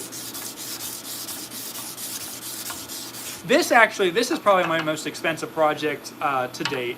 I'm probably going to ask, actually I don't even want to answer that yet, because I don't know what I'm going to ask, and so I don't want to, I don't know. The company that I work for recommended that I list this for at least $4,000 because of what it is, and because of the customer market that it's going towards. But couldn't understand getting. I mean, so I understand why people get upset, right? And I really do. Many of you probably are familiar with the artist Jesse Hugh here on YouTube. He's another knife maker. I used to look at his videos and when I say this, this was like a year ago, right? I used to look at his videos and be like, wow, he's way overcharging for those knives. And then all of a sudden, I started doing this full time, and I started to kind of, my market changed, and so what happened was, I realized that he's not overcharging for his knives. Price is relative, right? It all depends on kind of who you're selling to and where the area that you're in, the area that you live in, you know, and all these different factors. And again, it's only worth that if someone buys it, right? Like, it's only worth that if someone buys it. And so that's kind of the thing, is like I've realized why people get upset when they see a price tag like that, and they are like, oh, like, that's not worth that. It's not worth it to them because they're not getting that for their knives. That's how I felt, because I'm like, why? I don't get that for the same knife, so why is it fair that he gets that? And now it's like, okay, no, it's simply just a change of kind of market, and I don't know. There's all sorts of different factors to it, and I don't know. I come from an area. Yeah, I mean, it does, and the other thing is like the skill level, right? Like, if I have a skill that other people don't have, then why do people say that, like, what it should be priced at if they can't do that skill, right? And that's kind of the other thing to it as well. And I'm not saying that to try to be arrogant or anything like that. I'm just simply saying that as in, like, for example, I cannot make crucible steel. Like, I can't make woots, right? I don't know how to do it. And so I cannot tell someone who makes woots what they should price their work at, because I don't know how to do it. I can't do it, and so whatever I'm valuing it at is what it's worth to me, because I can't do it. So if someone comes to me and they're like, oh, I want you to inlay or engrave this, and mind you, I'm not tremendously good at inlaying or engraving yet. Like, I'm still learning a lot of stuff with that. But the whole idea, though, is that most people can't do that. And so if I'm able to master that, all of a sudden now my work is worth more because I have a skill that most cannot do. And so there's like all this sort of supply and demand stuff. And at the end of the day, I always tell people, you're not buying a knife, you're buying a piece of art from an artist. And so if it's worth that, then this is what the price is, basically. If it's not, then don't buy it. Like, it's, I don't know, it's kind of, it's an interesting conversation to have, I would definitely think. Every artist kind of feels differently about it. I don't know. But my background, though, is selling my knives for like $100, $200 for knives that took me like a week to make. Like, that's what I come from as far as like my background into pricing, and I used to always undercharge. Now it's like there's no way that I can do that and still be able to afford rent, right? And I mean, you can see, like, we don't really have a fancy place. Like, we're renting an apartment because we can't afford a house, and it's like at the end of the day, it's I don't know. There's all these sort of factors to it that you have to take into consideration. And bench jewelry work is cool, but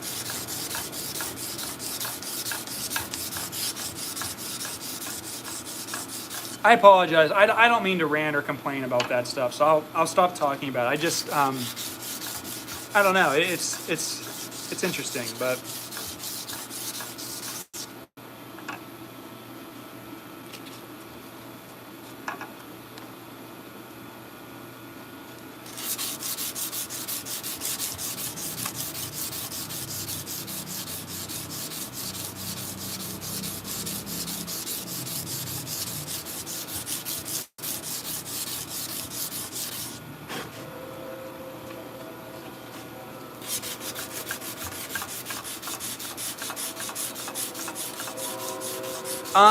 So when I sold a knife for $200, I'm talking like a high-end, like Damascus knife, like a high-end one, right? One that literally took me a lot to make.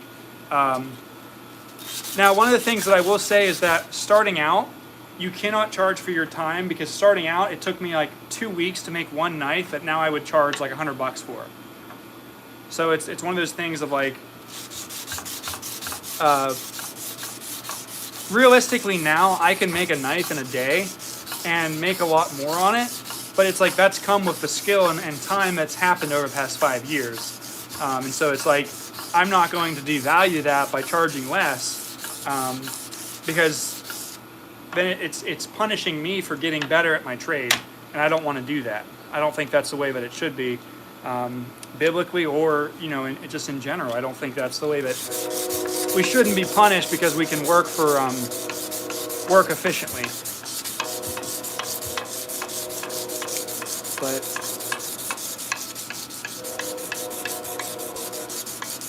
and ultimately, at the end of the day, I'm sorry, I'm like really cramped up onto this camera here.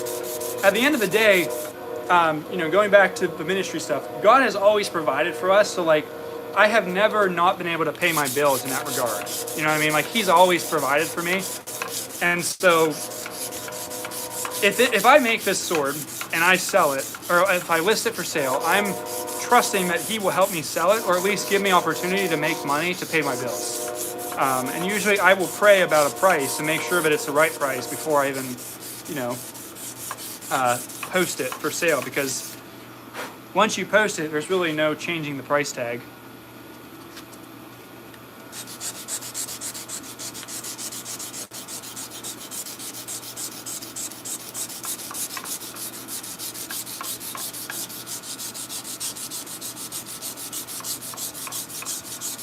I really wish I could show you guys the pattern because I can see it kind of peeking through.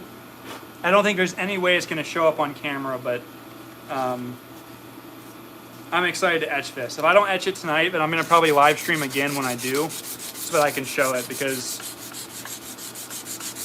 man, I'm excited about it. This actually has some biblical themes in it.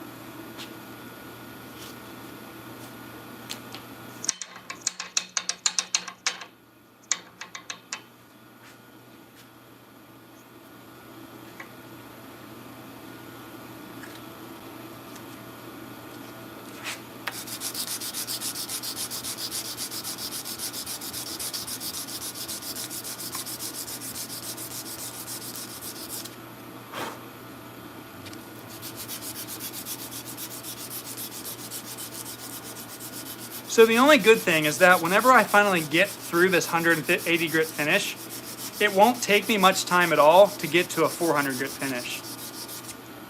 I mean, it will take me some time, but it won't be as much time. Getting to like 220 grit is one of the hardest. And then whenever you get past that, it becomes a little bit easier. Not a lot, but a little bit easier. Or at least more forgiving, I'll say that. You can get away with a little bit more once you get to higher grits.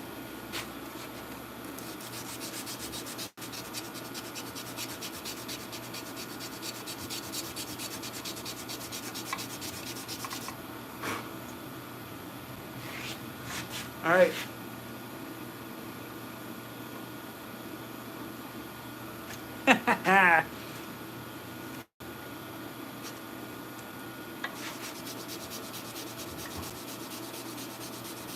So one of the things too is that this blade actually has a couple little things that I'm not sure if I'm happy with. So I actually thought about not even selling it, to be honest with you. I thought about just simply keeping it as a wall hanger, putting it on my YouTube for the price that I would charge for the same sword if I had to make it again, just so that if there's like a customer that wants one, they have like an idea of the price. But I don't know. It's one of those things that if I'm going to ask the amount of money that I want to, then I need to make sure that it's up to standards, right? But I don't want to, right? You don't want to obsess over it, but at the same time, you want to make sure it's up to the standards that you want for your work, especially at a certain price tag. So, because that's part of the justification too. Is like, why is it so expensive?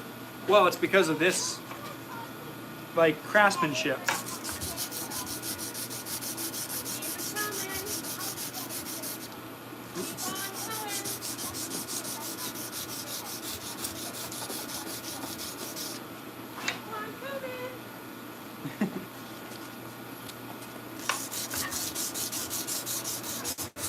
There's like a parade outside of people. I always wonder what people think when they walk by and they see me talking to my phone and scrubbing a piece of steel.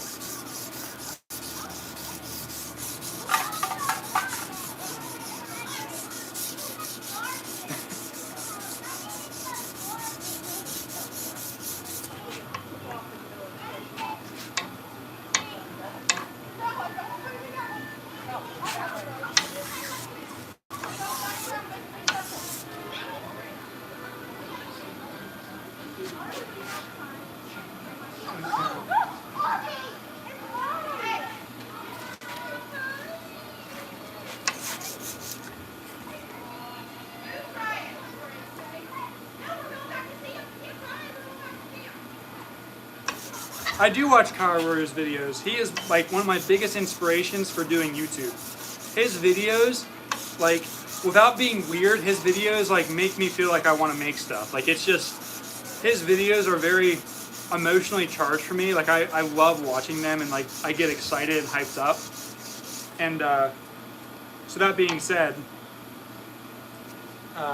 yeah, I love Kyle Royer's stuff. It's just, it's awesome. Top level craftsmanship. His swords sell for like 100 grand. Some serious dollars, you. Same thing with like Peter Johnson's and like some of like my mentor Ilya's work.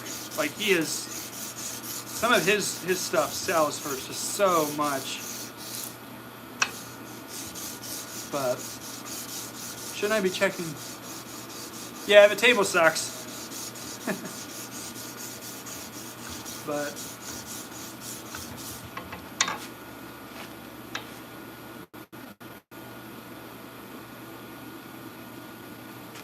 all right. So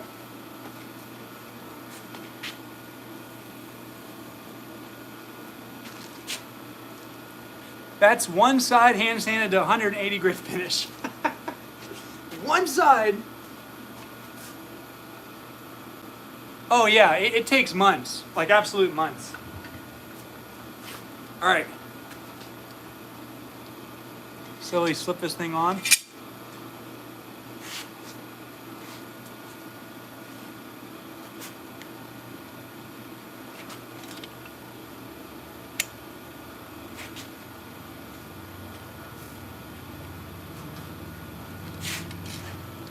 And then this, again, I mentioned in the past, this pommel gets hammered up onto the finish. It's a super tight fit, and I like it that way because then it snugs everything else up.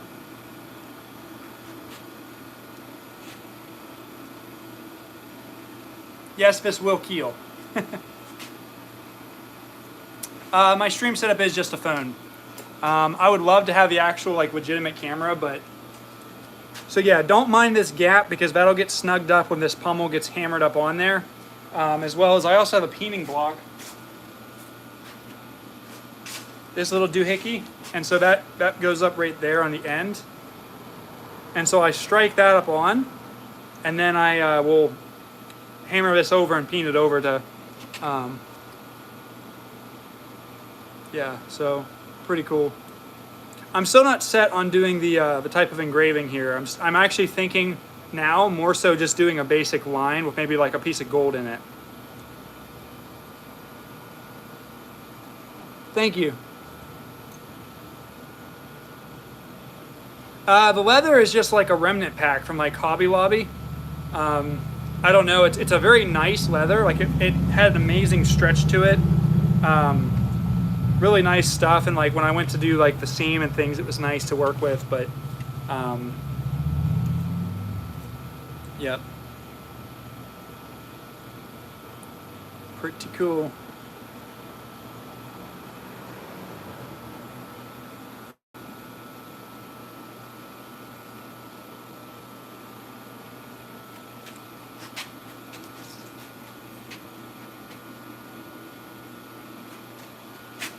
I wish I could upload this as like a full video, just because like just seeing it, I almost don't even want to etch it, because like this to me just screams like epic sword. And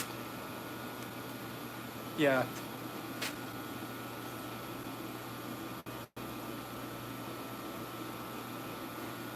It reminds me of one of those swords from Windburn Steel on Instagram. Those guys are awesome makers, and it reminds me of that.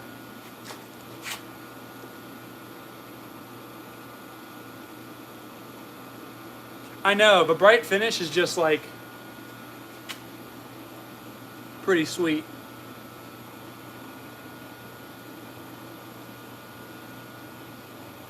Yeah, the fuller was tremendously difficult, if I'm being honest with you. And my back hurt for like a day from sitting there like this, you know, doing this awkward thing where you grind it on the small wheel attachment on your grinder right here.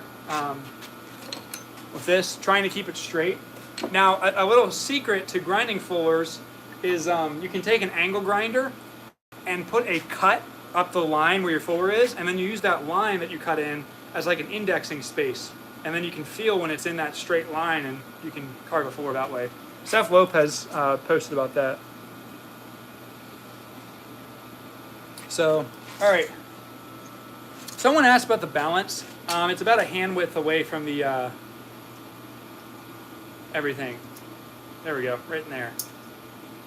So it's right above the cross guard. It's balanced as well as I could get it for a single-handed sword. But we got sort of the nodes of, or both. But, yeah.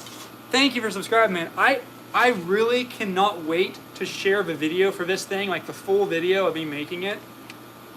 Man, it's going to be cool. I'm hoping it's out within like 2 weeks. That's what my aim is to get it done in 2 weeks. Because if I can get this hand sanded, everything's finished except for the guard and pommel, like decorative aspects. And so that'll only probably take a couple days, if that. And then I can get this thing like hammered up on here and peened and do all that stuff, and it'll be ready for the final reveal footage. But Jason, I already was on Forge and Fire. I'm actually a Forge and Fire champion. Thanks for joining the stream. But, so yeah, like I said, this is kind of where we're at. One of the things to note is that I actually touched up my fuller grinds here with hand sanding. So, you know, we were saying about the difficult part about making a sword is grinding the fuller. Well, I cheated by doing most of the work, and then I went with hand sanding to touch up those lines and make it so that it was closer to what I wanted. So, but, so.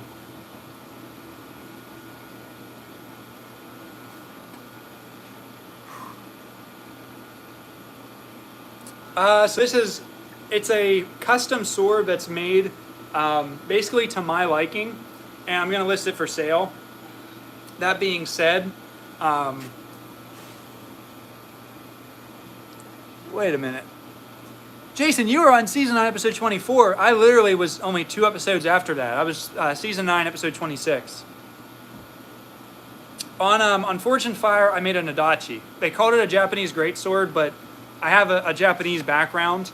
I have a Japanese swordsmithing background to some degree, and what's it called? And that was partially how I got on the show. And then from there,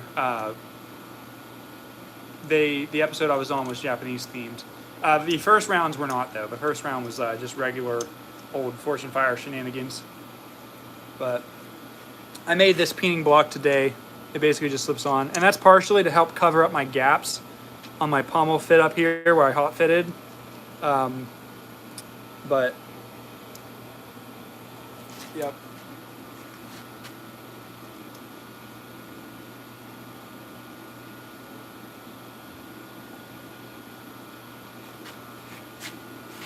Very cool.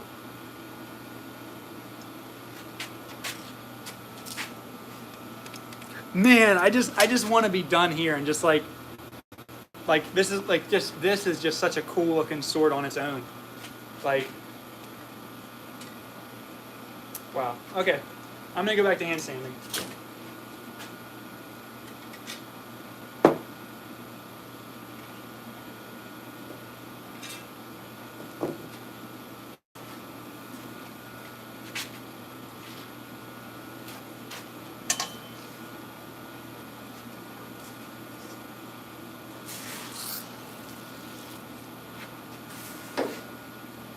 Now, I'm doing this only to protect the blade while I hand sand the other side.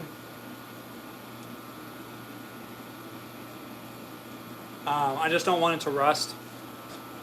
Before I didn't care, now I care, because I spent that 2 hours doing it, so.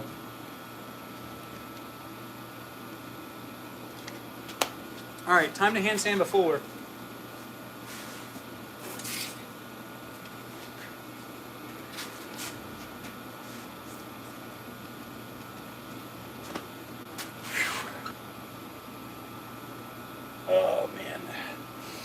I need to go get water. I've not drank water in 2 hours. So, yeah. I might go get water real quick. All right. I don't use mineral oil. Roseway, I'm sorry. I saw your text or your message earlier on like the chat. I got the wrought iron, so thank you for that. I have not had a chance to work with it yet. I've not been back to my parents' place to pick it up. So,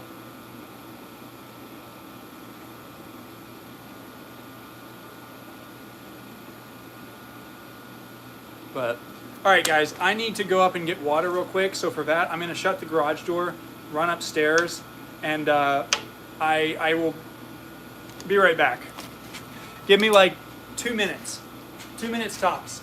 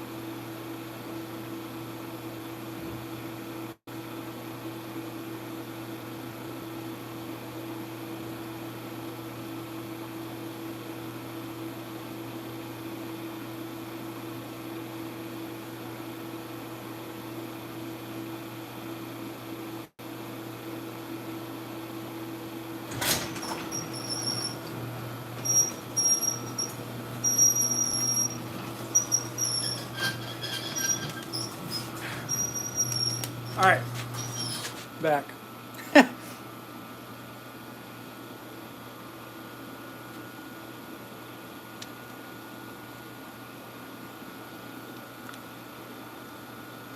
Cool. Well, thank you guys for hanging out. All right. So what I'm going to do now is repeat what I just did again for another 2 hours.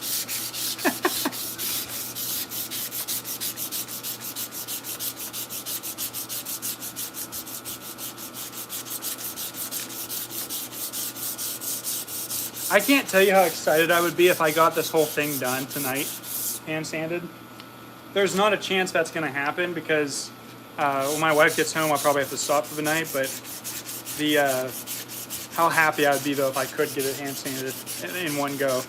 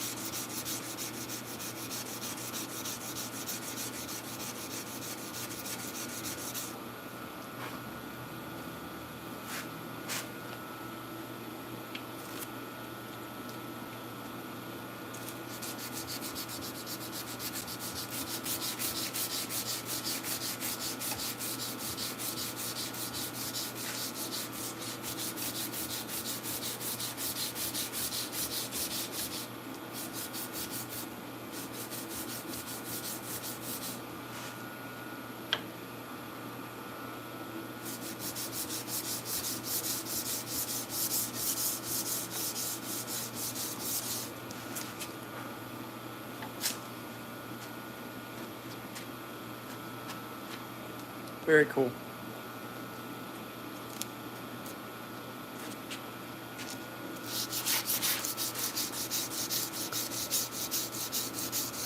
Hello. I would recommend to prevent rust buildup, just constantly keep it oiled. If there's already rust, then you need to probably either get it polished by a swordsmith or somehow get that rust off, and then put oil on it to prevent it from doing it again.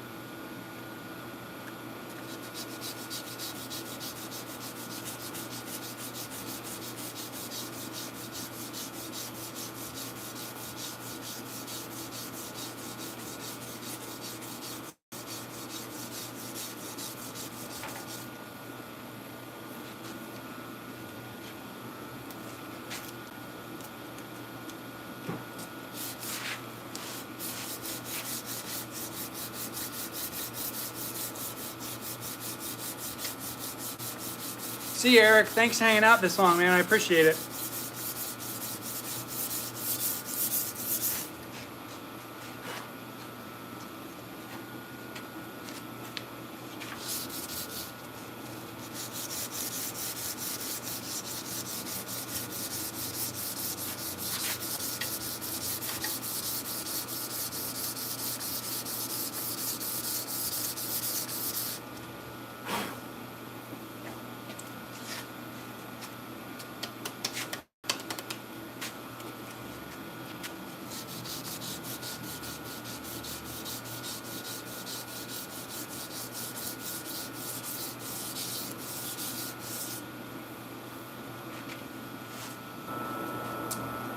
Okay, I am now out of sandpaper.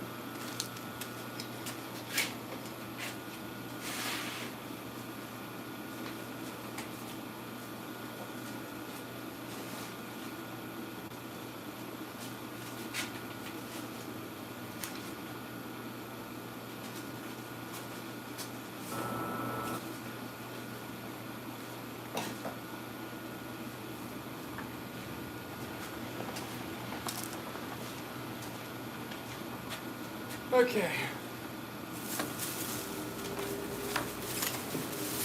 So, unfortunately, I am out of sandpaper. So this means I'm going to have to go to 220 grit rather than my 180. Which sucks a little bit, but it also doesn't, just because I was going to have to go to 220 anyways. So I just have to spend a little bit more time working with it, but not much I can do though.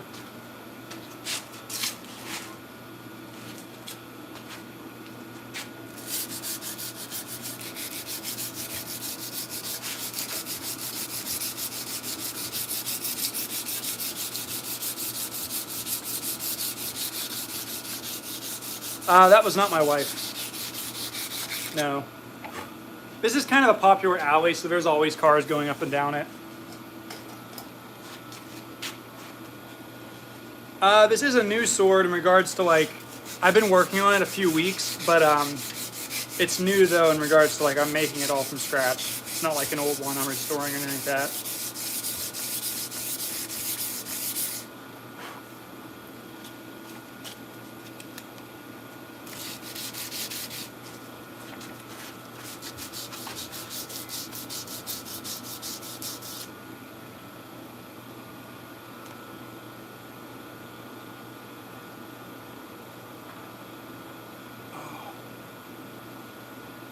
Ouch.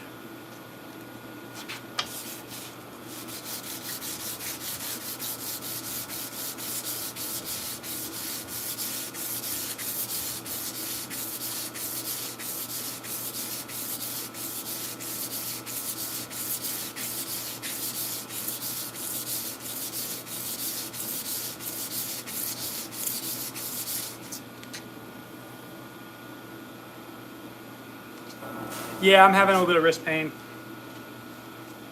Yes, this is the same sword from a couple hours ago. Yep, this is just the other side.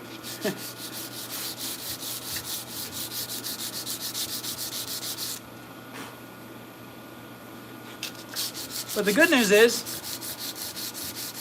it's going well.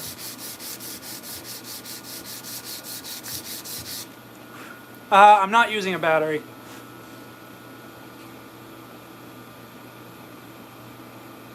The biggest thing I've forged is a Scottish Claymore, or a Zweihander, you could also call it. It's upstairs. I need to bring that down. Okay, so I'm not using a battery. I'm using a small wheel attachment.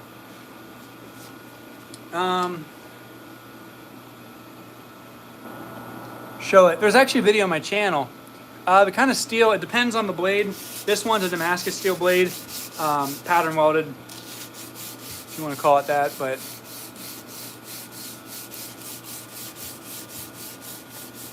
enter name. Yeah, a couple hours. So this stream's been going on for a little over 2 hours, and 2 hours ago is when I started it. Like, I started this at the start of the stream.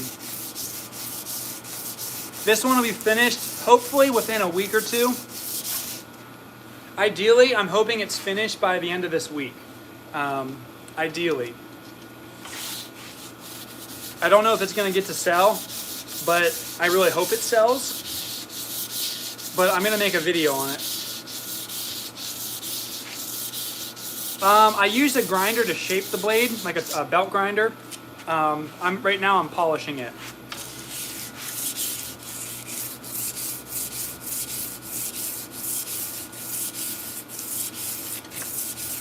Not 2 weeks to hand sand, man. This is probably gonna take me another day, probably, to get this all polished. Unless it goes remarkably faster in the next few hours. But so far, just given the way that it's been going, it probably I'll get it finished up sometime. But the good thing though is that this is one of the last steps. Like, what I'm doing right now is basically one of the last steps before it's finished. The handles. The grip is done. The pommel and guard need to be finished, polished, and inlaid or engraved, whichever one I end up going with. So the handle just needs that stuff, and then it's finished. And then this just needs polished, and then it's done. So, or polished and etched.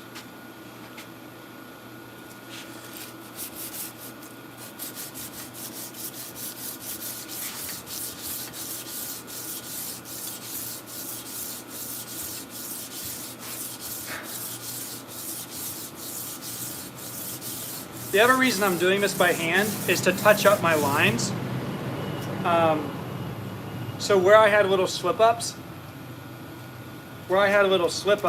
on the grinder, I'm touching up by hand right now. It's what separates it from like a couple $100 sword to a couple $1,000 sword, in my opinion anyhow. Along with many other things, but it's one of those things of like, how much time are you willing to take to make it look as good as you can?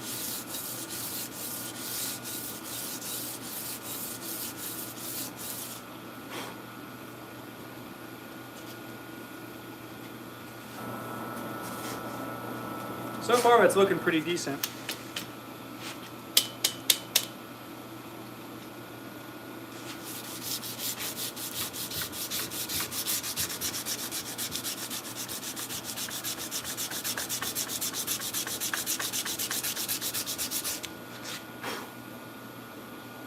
All right.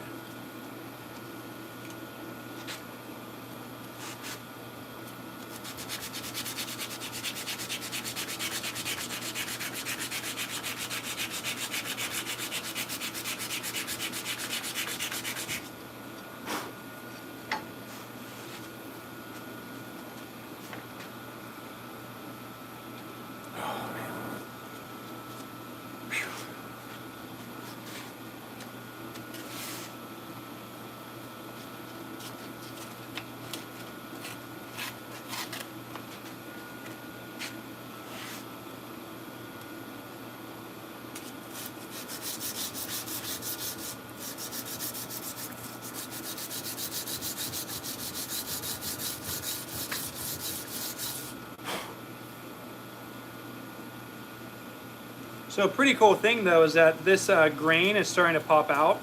The Damascus pattern is starting to be revealed. So that's pretty cool.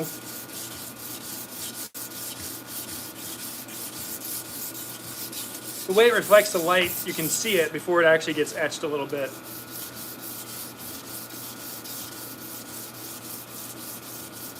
Thanks for subscribing, man. Thank you, Crusader Kitty. I appreciate it.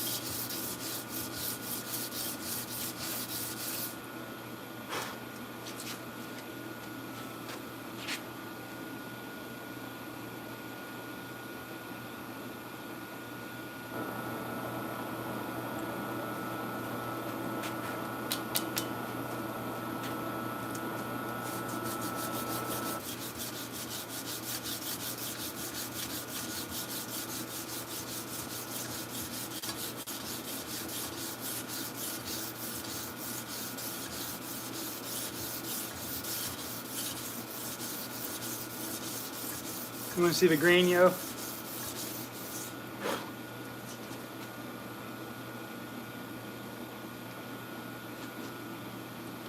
I'll do my best. I'll do my best to show it.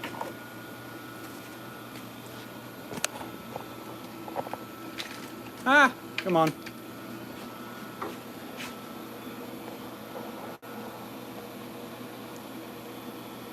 All right, there you go, Joe.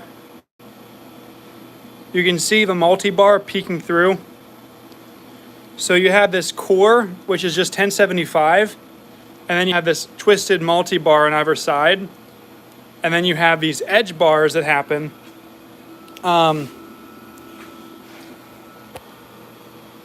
So the edge, here's a little bit better. This is at a rough grit, but you can see I test etched it. So you have the core, the edge bars, or the multi-bars, and then you have the edge bars. So the edge bars are like a brighter pattern, and then you have the multi-bar and the core. So like I said, just going through, and you can see here, this is what I'm doing. So I'm trying to get rid of these lateral scratches and get everything running with the grain of the metal. So there's the floor that I have been doing. So it's looking nice, but down here, you can see there's all these sort of lateral deep cuts in it. But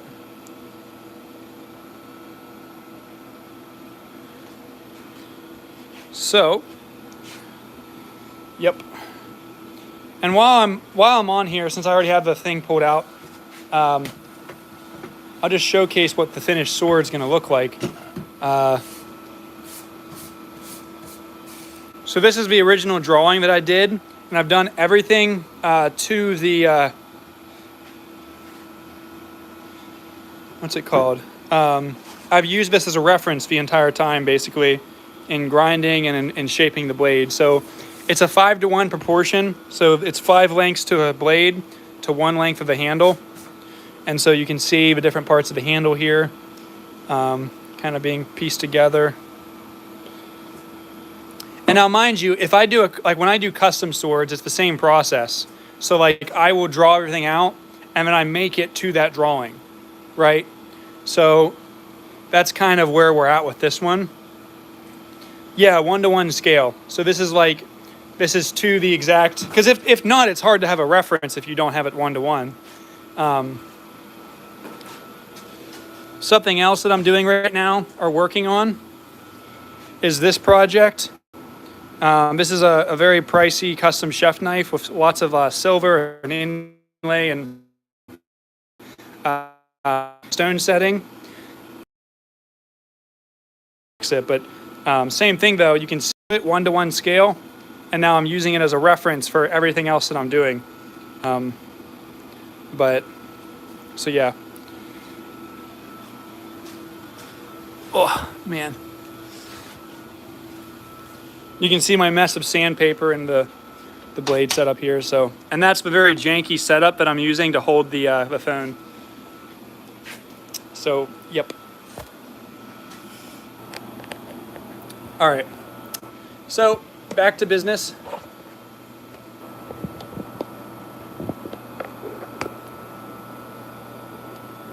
Come on.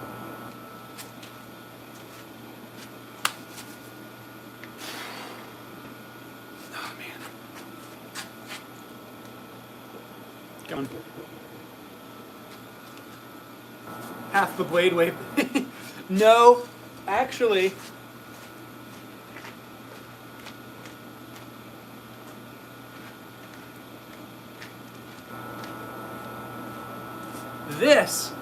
This right here is a pile of steel dust from this sword. I forged this thing super thick. It was like probably a 1/4 inch thick of steel. And then I did a lot of stock removal because I wanted to grind through any sort of delaminations and things that I might have in my pattern.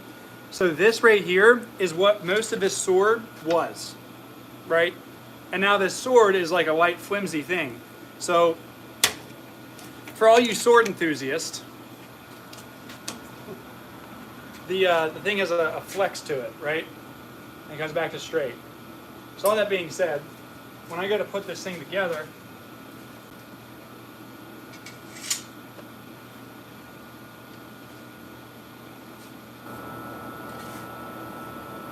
just for those that have just joined, that's what the sword looks like, loosely.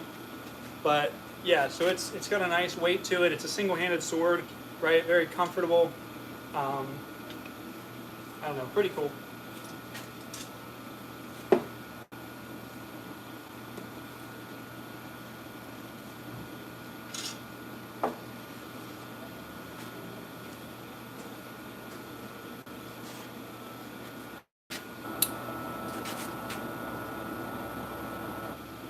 Cool.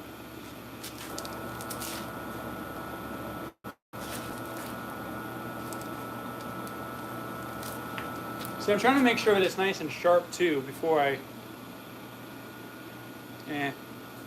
it's alright for now. Alright. Let's just keep sanding.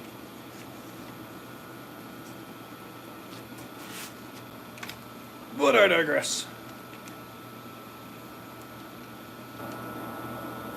So the center of mass, whenever it's all put together with the hilt, is about a hand width in front of the cross guard. So it's slightly in front of the handle. So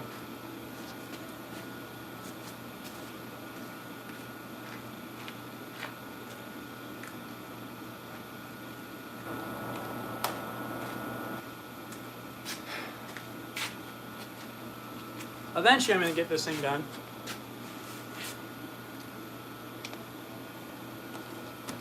I just want to say I have no idea how many views we're at right now with this live stream. I'm not too concerned about it just because, I don't know. Just keep sanding, just keep sanding.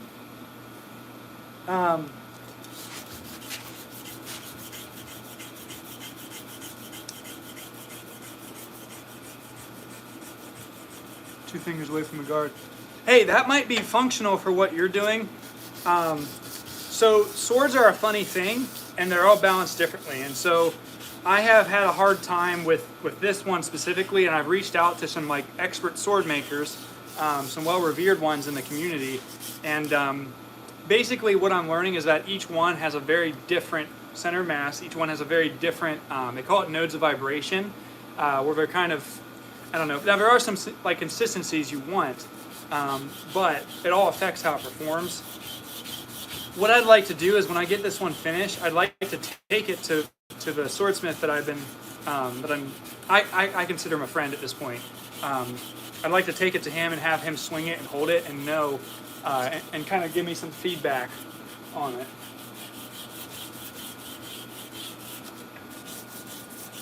But, because again, my experience is pretty much exclusively with katanas and Japanese blades in particular, so I don't really know what a medieval sword should feel like in regards to that. I'm just doing my best to hit the criteria that I know just from reading books and stuff. But Peter Johnson, who's like a very well-revered swordsmith, he has a lot of really good information on YouTube and books about this stuff, and I've been trying to read as much of that as I can.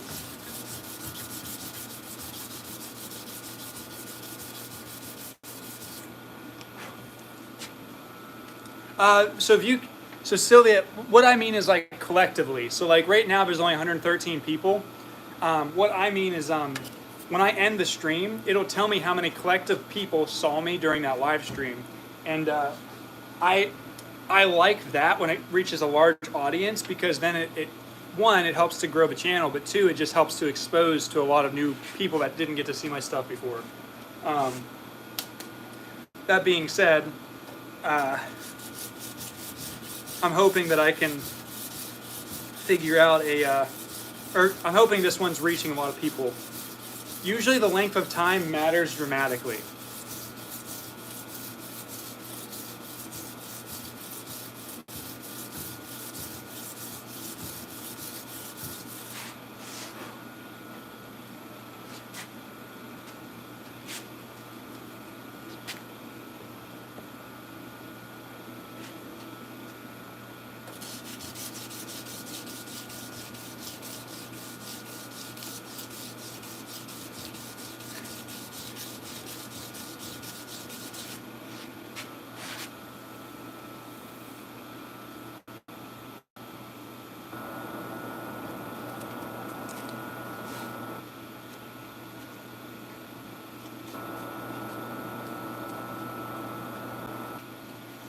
An all-nighter, honestly, at this stage, I wish it was.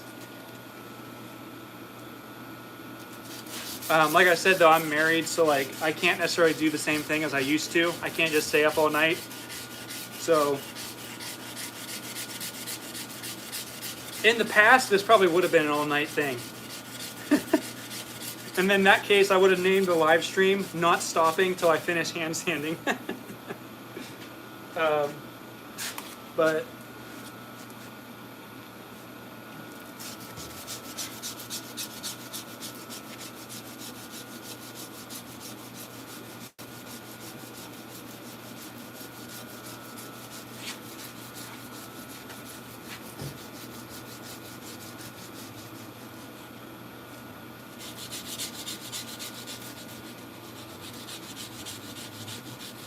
happy birthday, Ethan.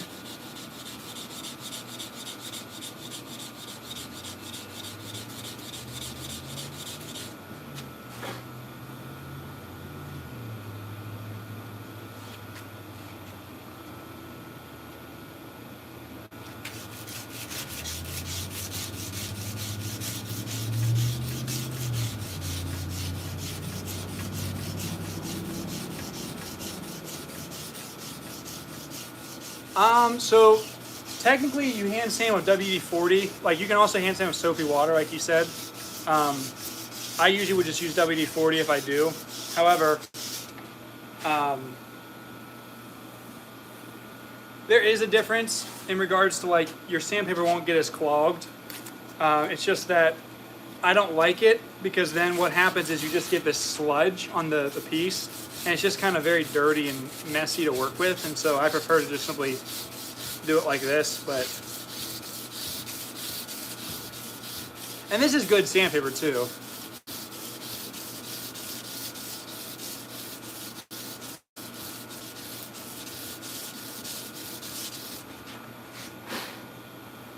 Someone asked earlier if this was a Viking sword. Technically, it could be, as it's an it's a late medieval period sword, which Viking swords were kind of just European swords, right?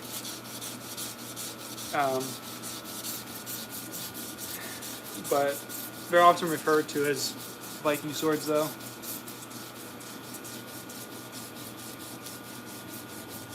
It's an American sword, that's what.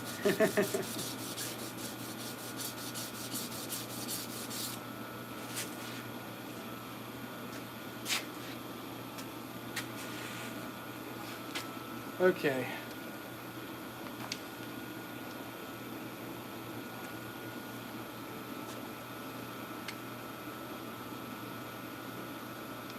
SK Forge. SK Forge, I'll have to follow you and watch some of them. I'm flattered that you'd want feedback from me.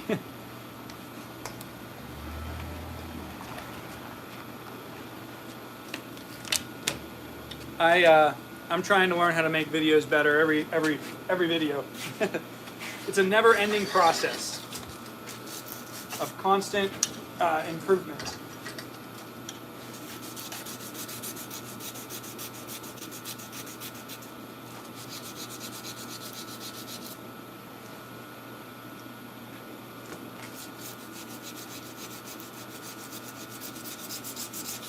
My tips to make a sword: watch lots of videos. You can usually get a pretty good idea of the process just by watching videos, and then you just have to a bit too iron. You just have to what? Okay. So no, this one is simply just a custom that I'm doing, and then it's going to be for sale. However,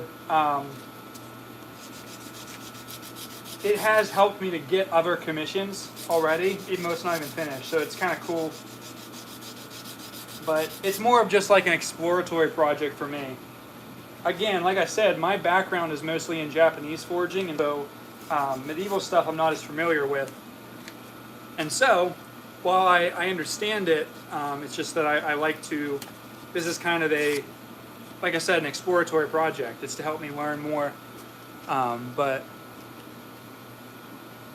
thank you so much, Verge of Insane. I really appreciate that. The money I earned on Forge and Fire. No, I got married. I was graduating college at the time, and yeah, me and my wife got married. Which, believe it or not, getting married, even for like a very reserved wedding, is very expensive. And by reserved, I mean like we had very few people there. We pretty much picked the cheapest venue you could get, basically, because venues are stupidly expensive. And so yeah, that's pretty much what I used it. I also bought my broadback with it, technically. However, I also technically didn't. But the grit I'm finishing on is 400 grit. So realistically, I'm only about 1 grit away from finishing. It's just that 1 grit's going to take me a while to get to. Did I use wedding swords? No. That would have been cool though. Although there is some like, I think it's in Japan, like you're not supposed to like gift like that for a wedding because it signifies like cutting the ties or whatever. I forget. There's some symbology behind that, but although I would love to make a wedding sword. I once made an engagement sword. That was cool. Favorite kind of blade is katana. Like I said, that's what I have the most experience in. And it's my favorite, and thus why I have the most experience in it, is just because it's my favorite.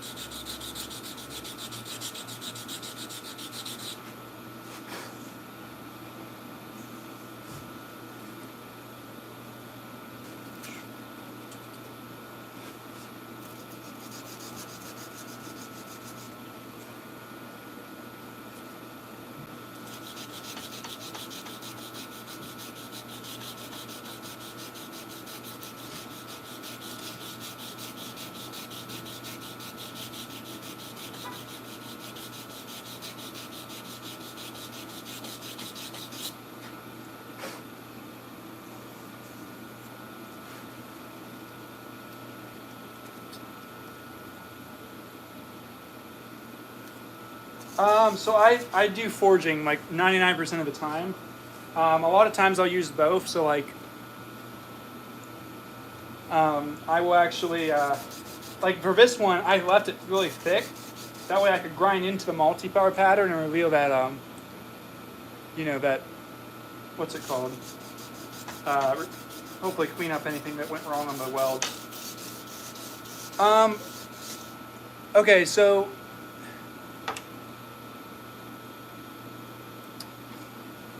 essentially, the biggest thing is hollow grinding in Japanese blade. In my experience, is not very common. It wasn't really like, that's not the way they did things. However, there is some like if you compare medieval geometry to a like a Japanese sword, it's very different in some degrees, right? Japanese blades tend to be more sort of stout, in their edge geometry. Like a European blade like this has a very thin cross section, like it's very thin and dainty. A Japanese blade has a much more stout, almost axe-like geometry. It's not an axe, but it's more axe-like than, in my opinion, than like a sword is. Hear me out. If you look at historical ones, you'll see this. They're delicately stout, is the way that I usually describe it. They're super cool if you can get to see a historical, like antique one, because that's one of the best examples you can see if you can, actually see an original. But really neat projects, though.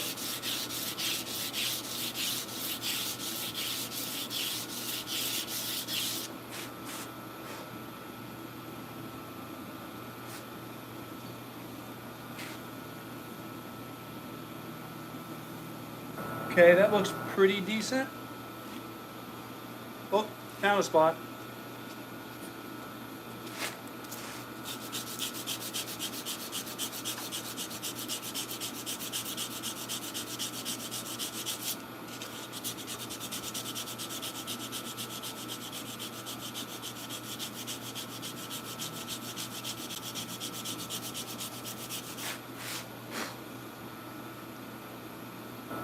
Okay.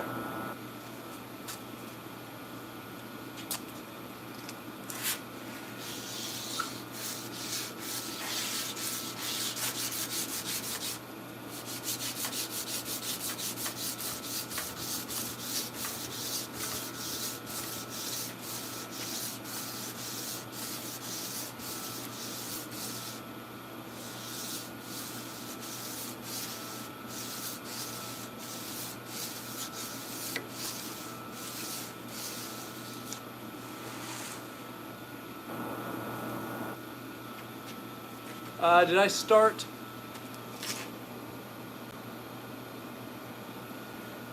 I did not use dies in a press to do the hollow grind. I did it all just by hand with the grinder. Although next time I probably will. Next time I probably will start it in the press first, just because it'll save me so much material. Again, you guys saw how big of a dust cloud on there.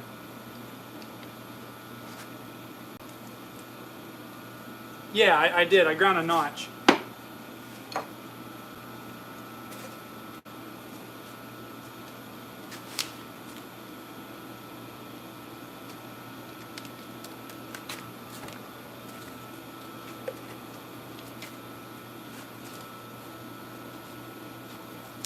What's the question?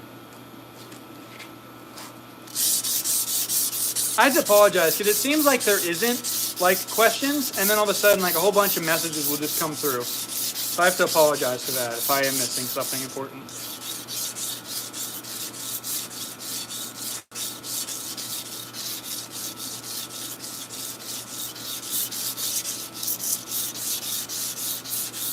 Yeah, this is legal.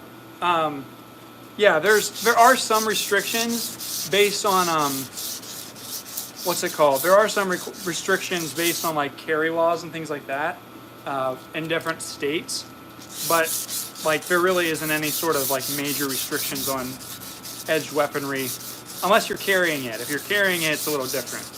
Like some states you can't carry like a balisong or like a butterfly knife. Some states you can. Some states you can't carry a switchblade. There's a lot of different caveats.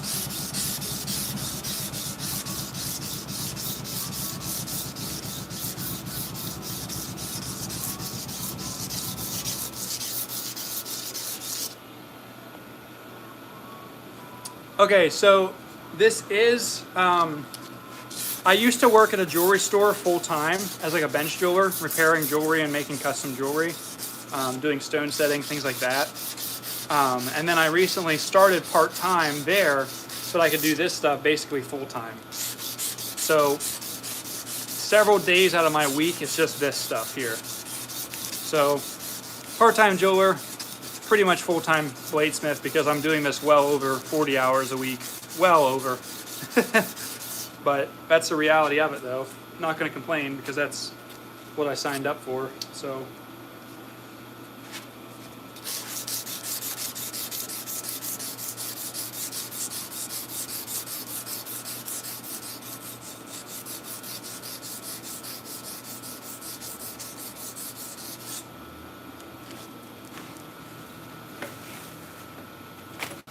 All right. Let's see here.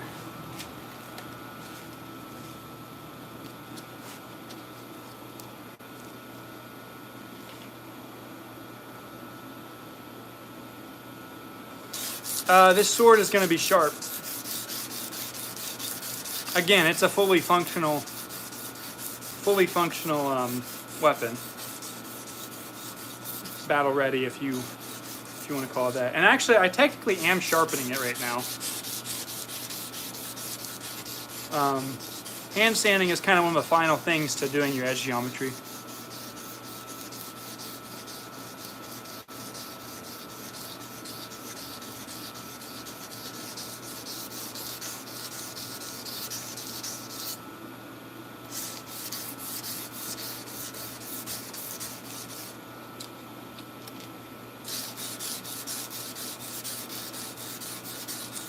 Really good grinder, integral chef knives. Honestly, you don't really need a good grinder to do a integral chef knife. I have changed the way that I view integrals. I used to think that you needed to have really clean transitions.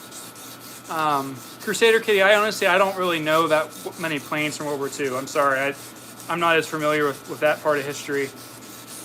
But anyways, you don't really need to have a good grinder to make a good integral. I will recess the integral into the wood handle. That is, in my opinion, the best way to construct an integral. You can do a lot of cool things, though.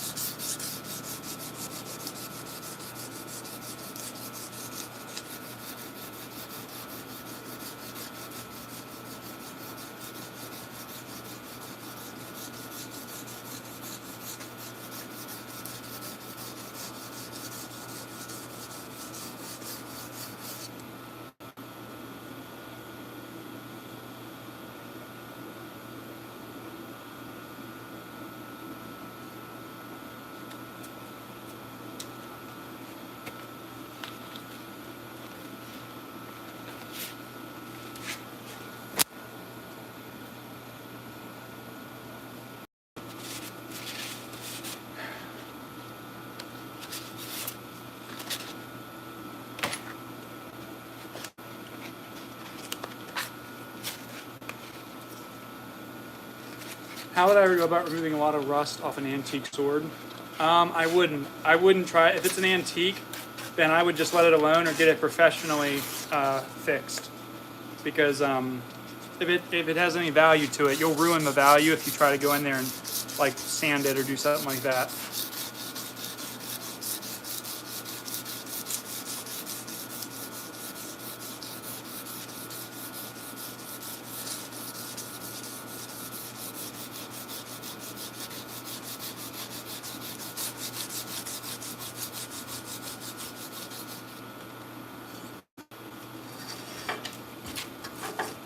What is my main hammer?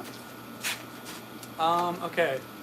I use a hammer by Ilya Alexeyev. He's my mentor as far as like who's taught me how to do a lot of the stuff skill-wise. You can still get one of these hammers, I think, off his website or Matt Stagmer's website. That works. But I've used this though for what's this image?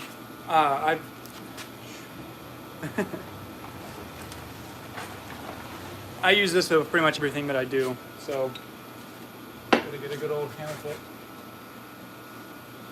foot. And then my what's it called?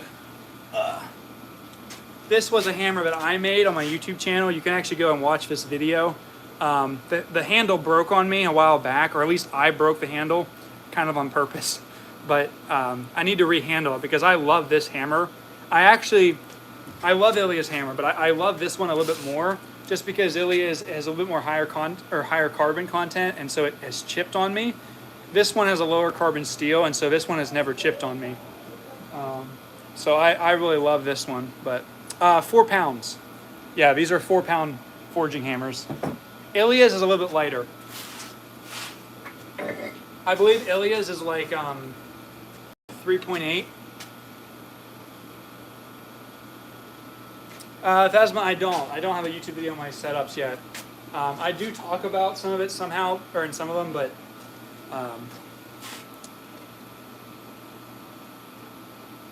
the steel for this sword is Damascus. It's 1075 and 15 and 20 that I layered and did different things to manipulate the pattern. But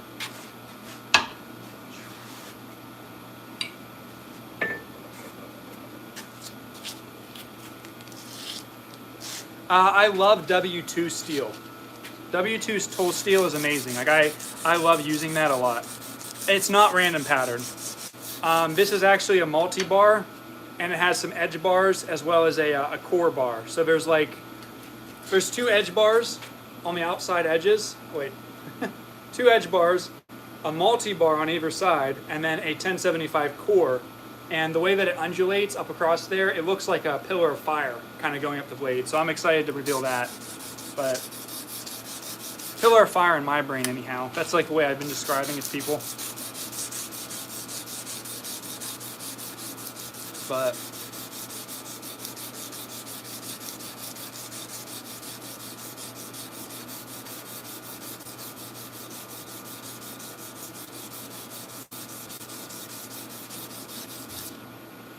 I would love to do Firestorm Damascus though up across. Any tips for a self-taught person? I'm self-taught too. Just learn as much as you can. Always realize that you don't know as much as you probably think you know, or at least that's how I feel anyhow. Like I have to constantly remind myself that I really don't know everything, even though I might feel like it at times. And that sounds like such an arrogant statement to say. It's just that as much as I hate it, I feel like it's very easy to sort of get in the rut of being like, oh, like I know all this stuff, and so no one can teach me anything. And the reality is, like, a lot of people can teach you a lot of different things. So there's more than one way to do things. But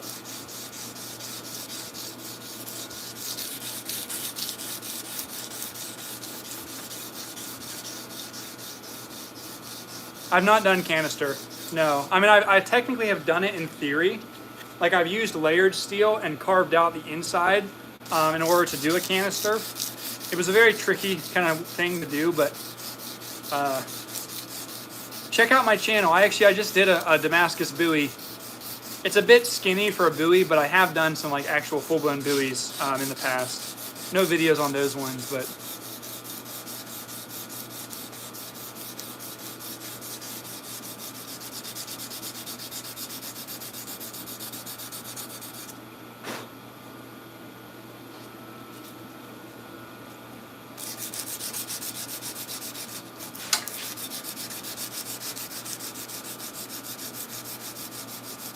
I did not. I don't know how to do those challenges. I've thought about it for a while, but I thought it'd be cool to do those, get in on those challenges that people do, but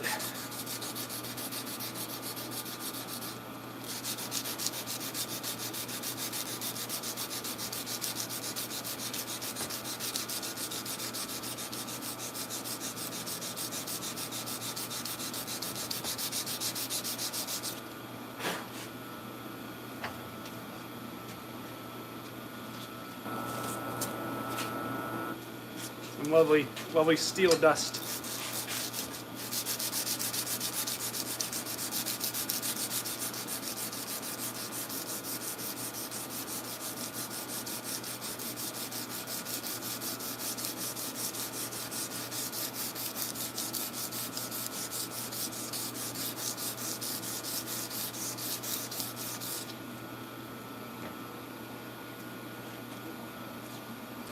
Okay, so I sell my work on just like through email and through like messaging on Instagram and Facebook and stuff.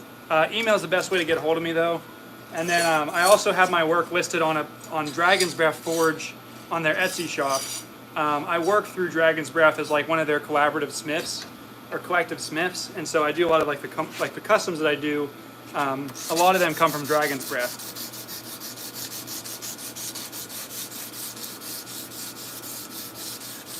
So you can go on their website and you can actually see one of my pieces for sale on there, the meteorite Damascus knife.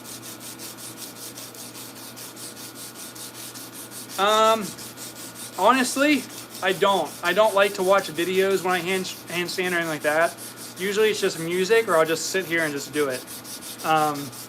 The reason is because the past couple times that I've watched a movie or I've watched videos, I end up with really deep cuts because I'm not paying attention. So a lot of times I'll just simply stomach through it and just get it done.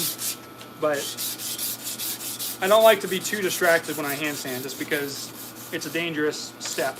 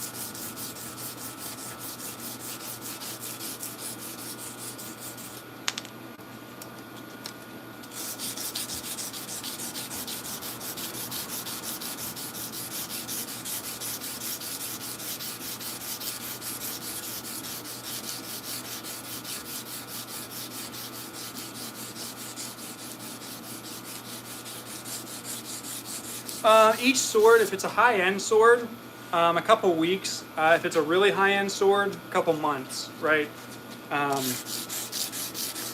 There's a project that I'm doing, or I'm going to be starting at the beginning of next year, that it'll probably take me 2 or 3 months just to do it. 2 or 3 months of focused effort. This one has taken me a couple weeks, and the biggest reason is just because I've been doing other projects with it. If I were just simply to focus, I probably could get this one done in 2 weeks, maybe 2 or 3 weeks. I don't know.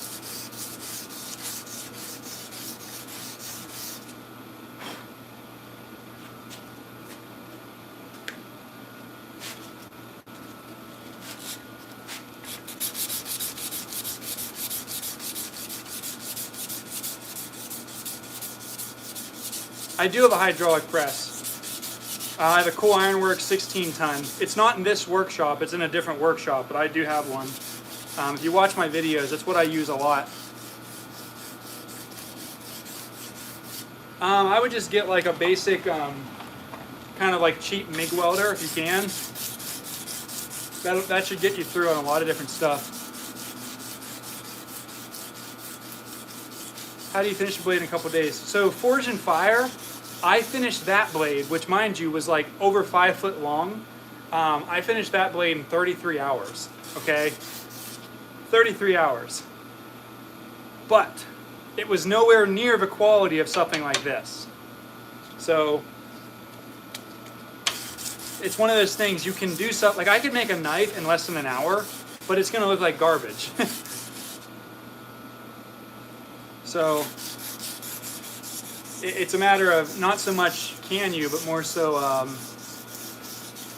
you know, making it the nicest you can make it.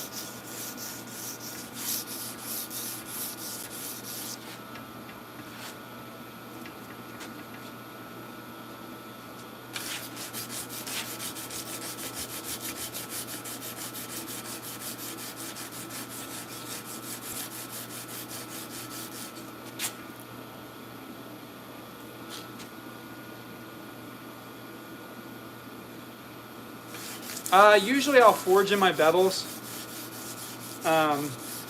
On this one I did not though. This one I left like a chunky block and then I ground it to shape, and that's partially because of pattern manipulation.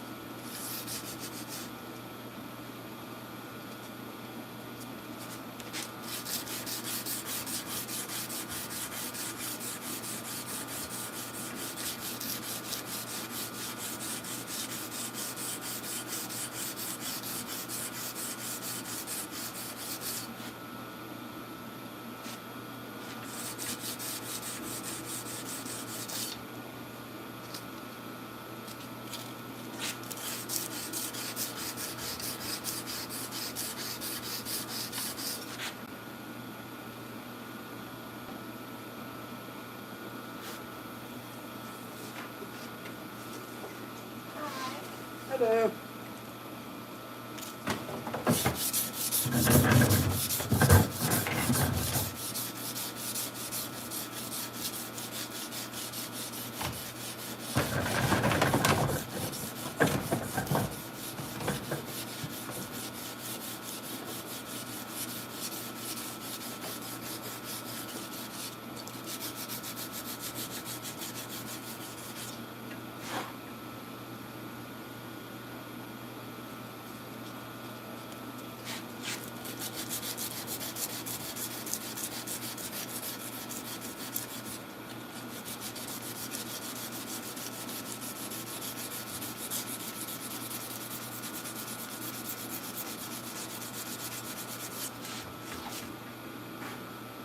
All right, picking up the pace.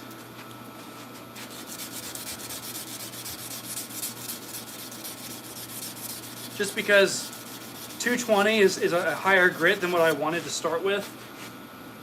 So it's just taking forever to get anything done. I really need more 180 grit sandpaper, but I don't have any right now, so.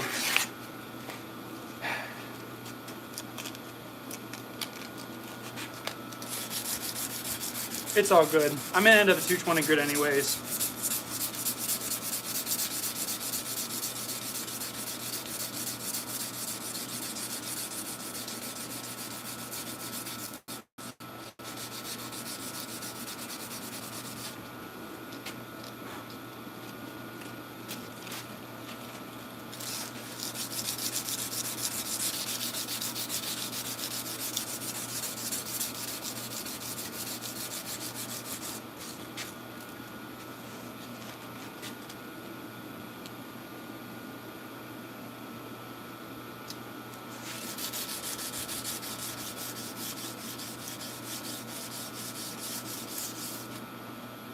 Have I done the ABS Master Smith? I've not. I'm not even a member of the ABS.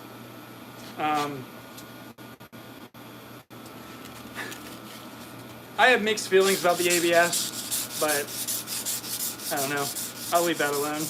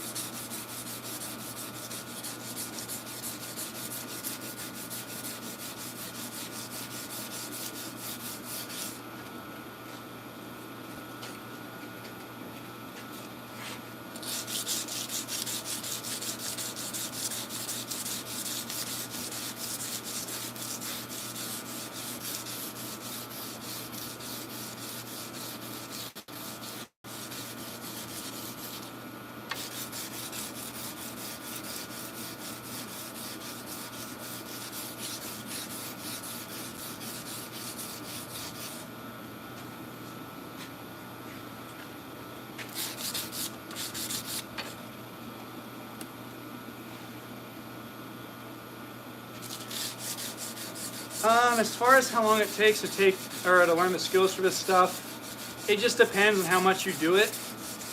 I learned a lot of stuff really quickly when I started because it was during COVID, and so there was nothing but time, and time is really the big thing. So it's like basically however much stuff, like whatever you try, you're gonna learn something. So the more stuff you can try, the more you learn. So.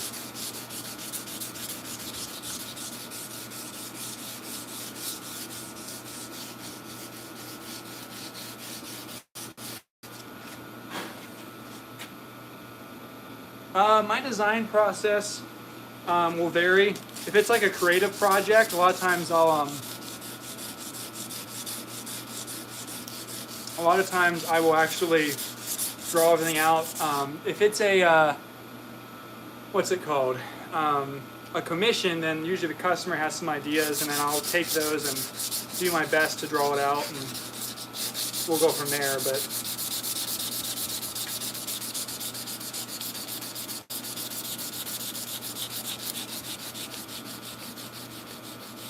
hey! Well, I'm glad you're still here.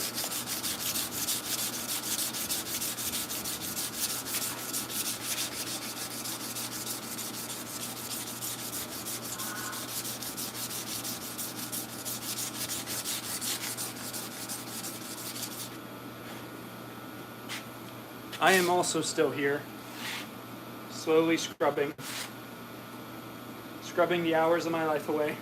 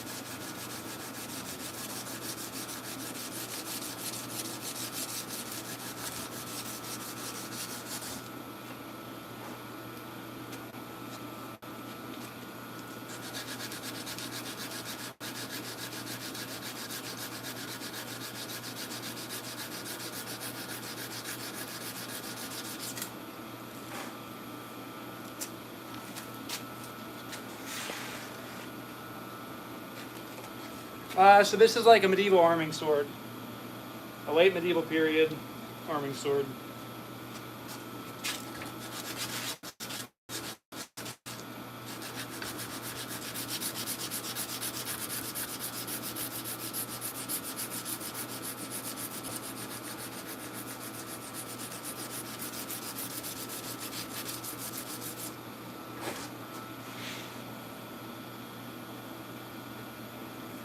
Cool. I do not LARP.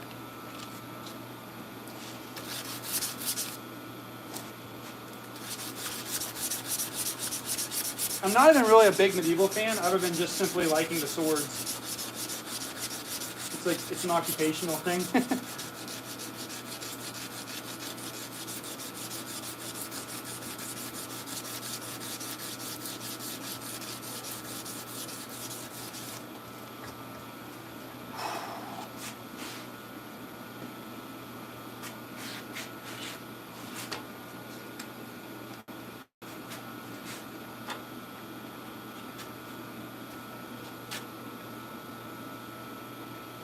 The exploded Wakizashi. Yep.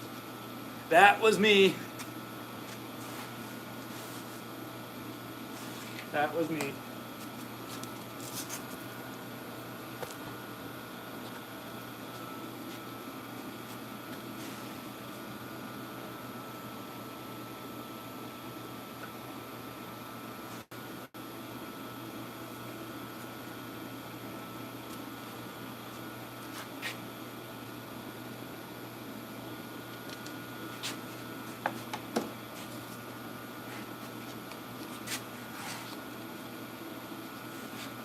I would love to make bloomery steel. A traditional Tamahagane katana would just be, it's a dream project.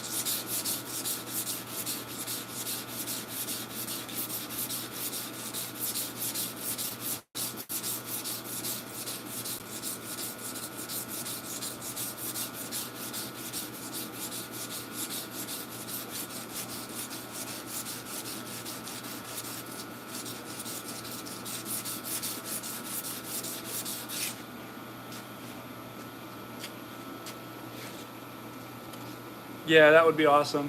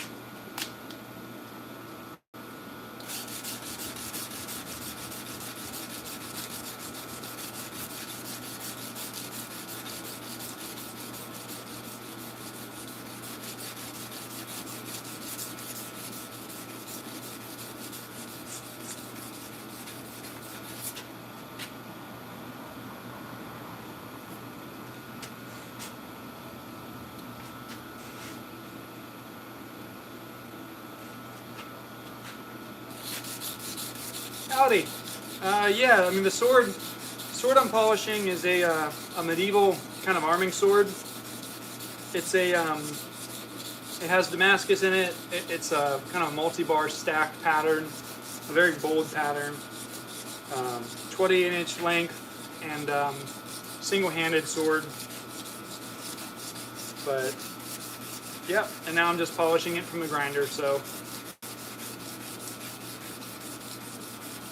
been going for over 3 hours on this live stream.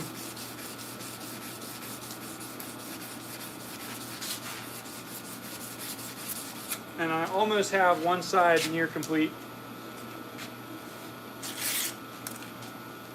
400 grit's the fun part. 220 grit's the not fun part.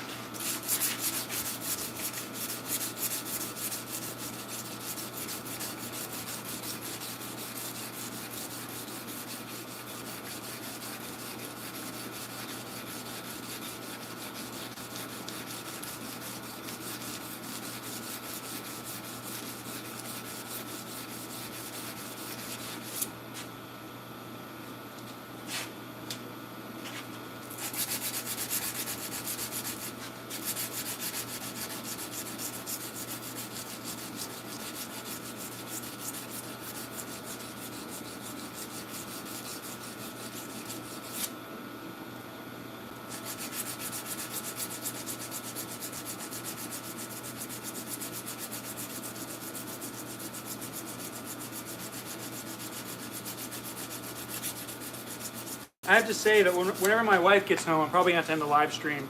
But I don't know when she's going to get home. She might get home soon. She might not. Her work gets out late sometimes, so she might be here in 30 seconds. She might be here in a half hour. Who knows?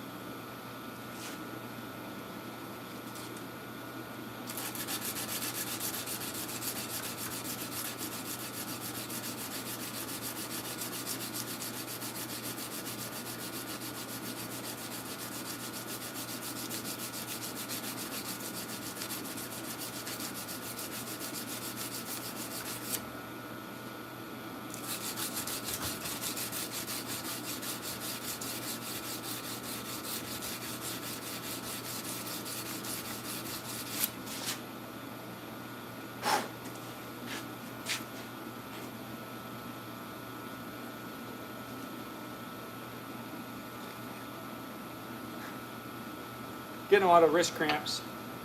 Right in the over there.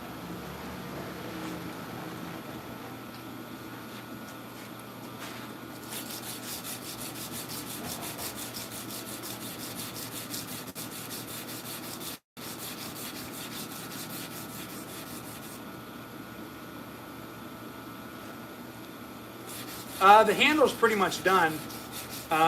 Polishing the blade is just kind of one of the last steps.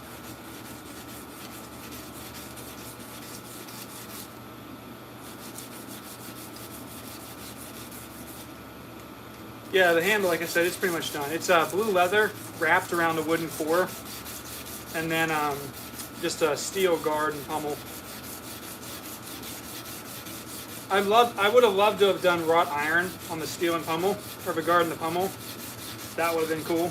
I just didn't. I don't know. Maybe next time.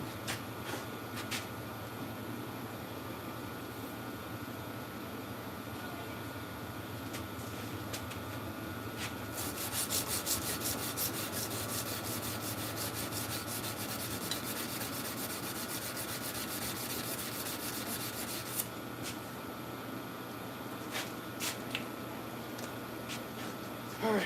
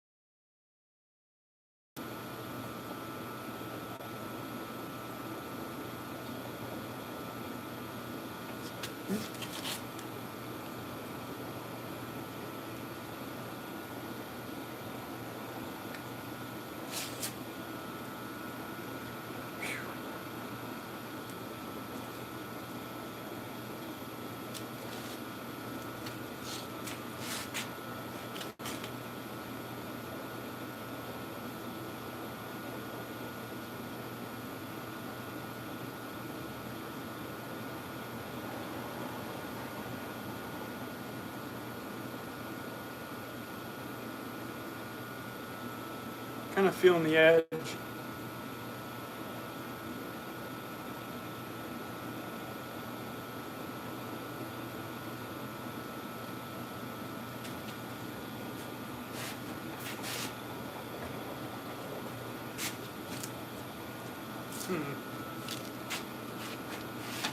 All right, let's go ahead and do the other side.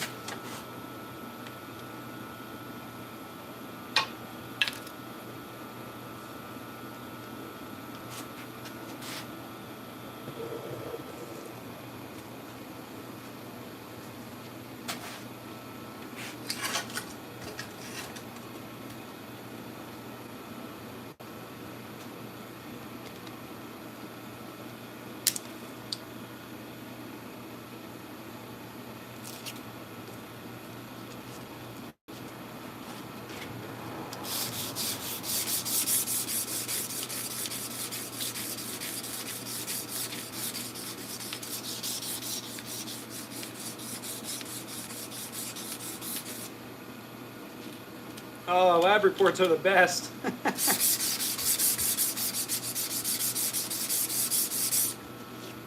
Well, I'm sorry to hear that you have to do lab reports right now. That's never any fun. I don't miss my college days for that.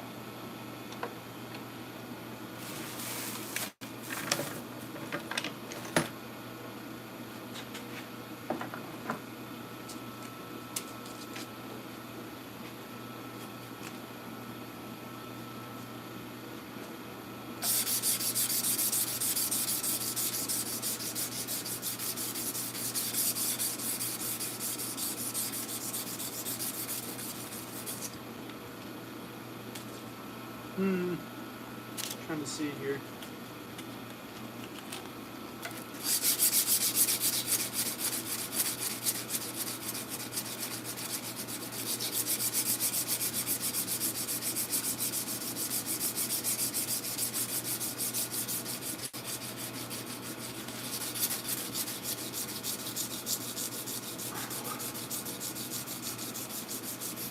All right. This live has gone on for about 200 minutes. Dang. Well,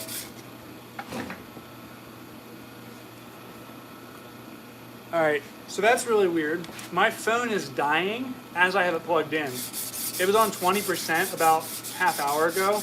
It's plugged in, and now it's on 10%. So I think the live is just pulling it so much that it's literally dying as it. That's crazy. Well, that being said, I might actually just end the live because I mean, at this point, I still have probably another hour or two of this, and chances are I'm gonna have to go upstairs here soon anyhow, just because my wife would get home soon. So I don't know. I appreciate you guys hanging out.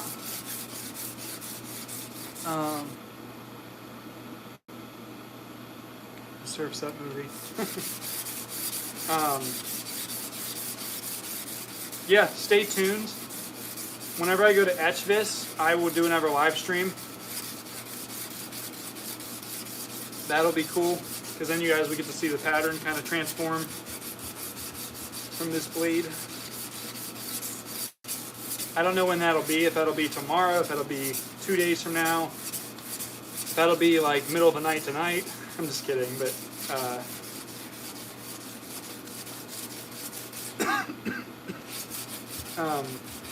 yeah.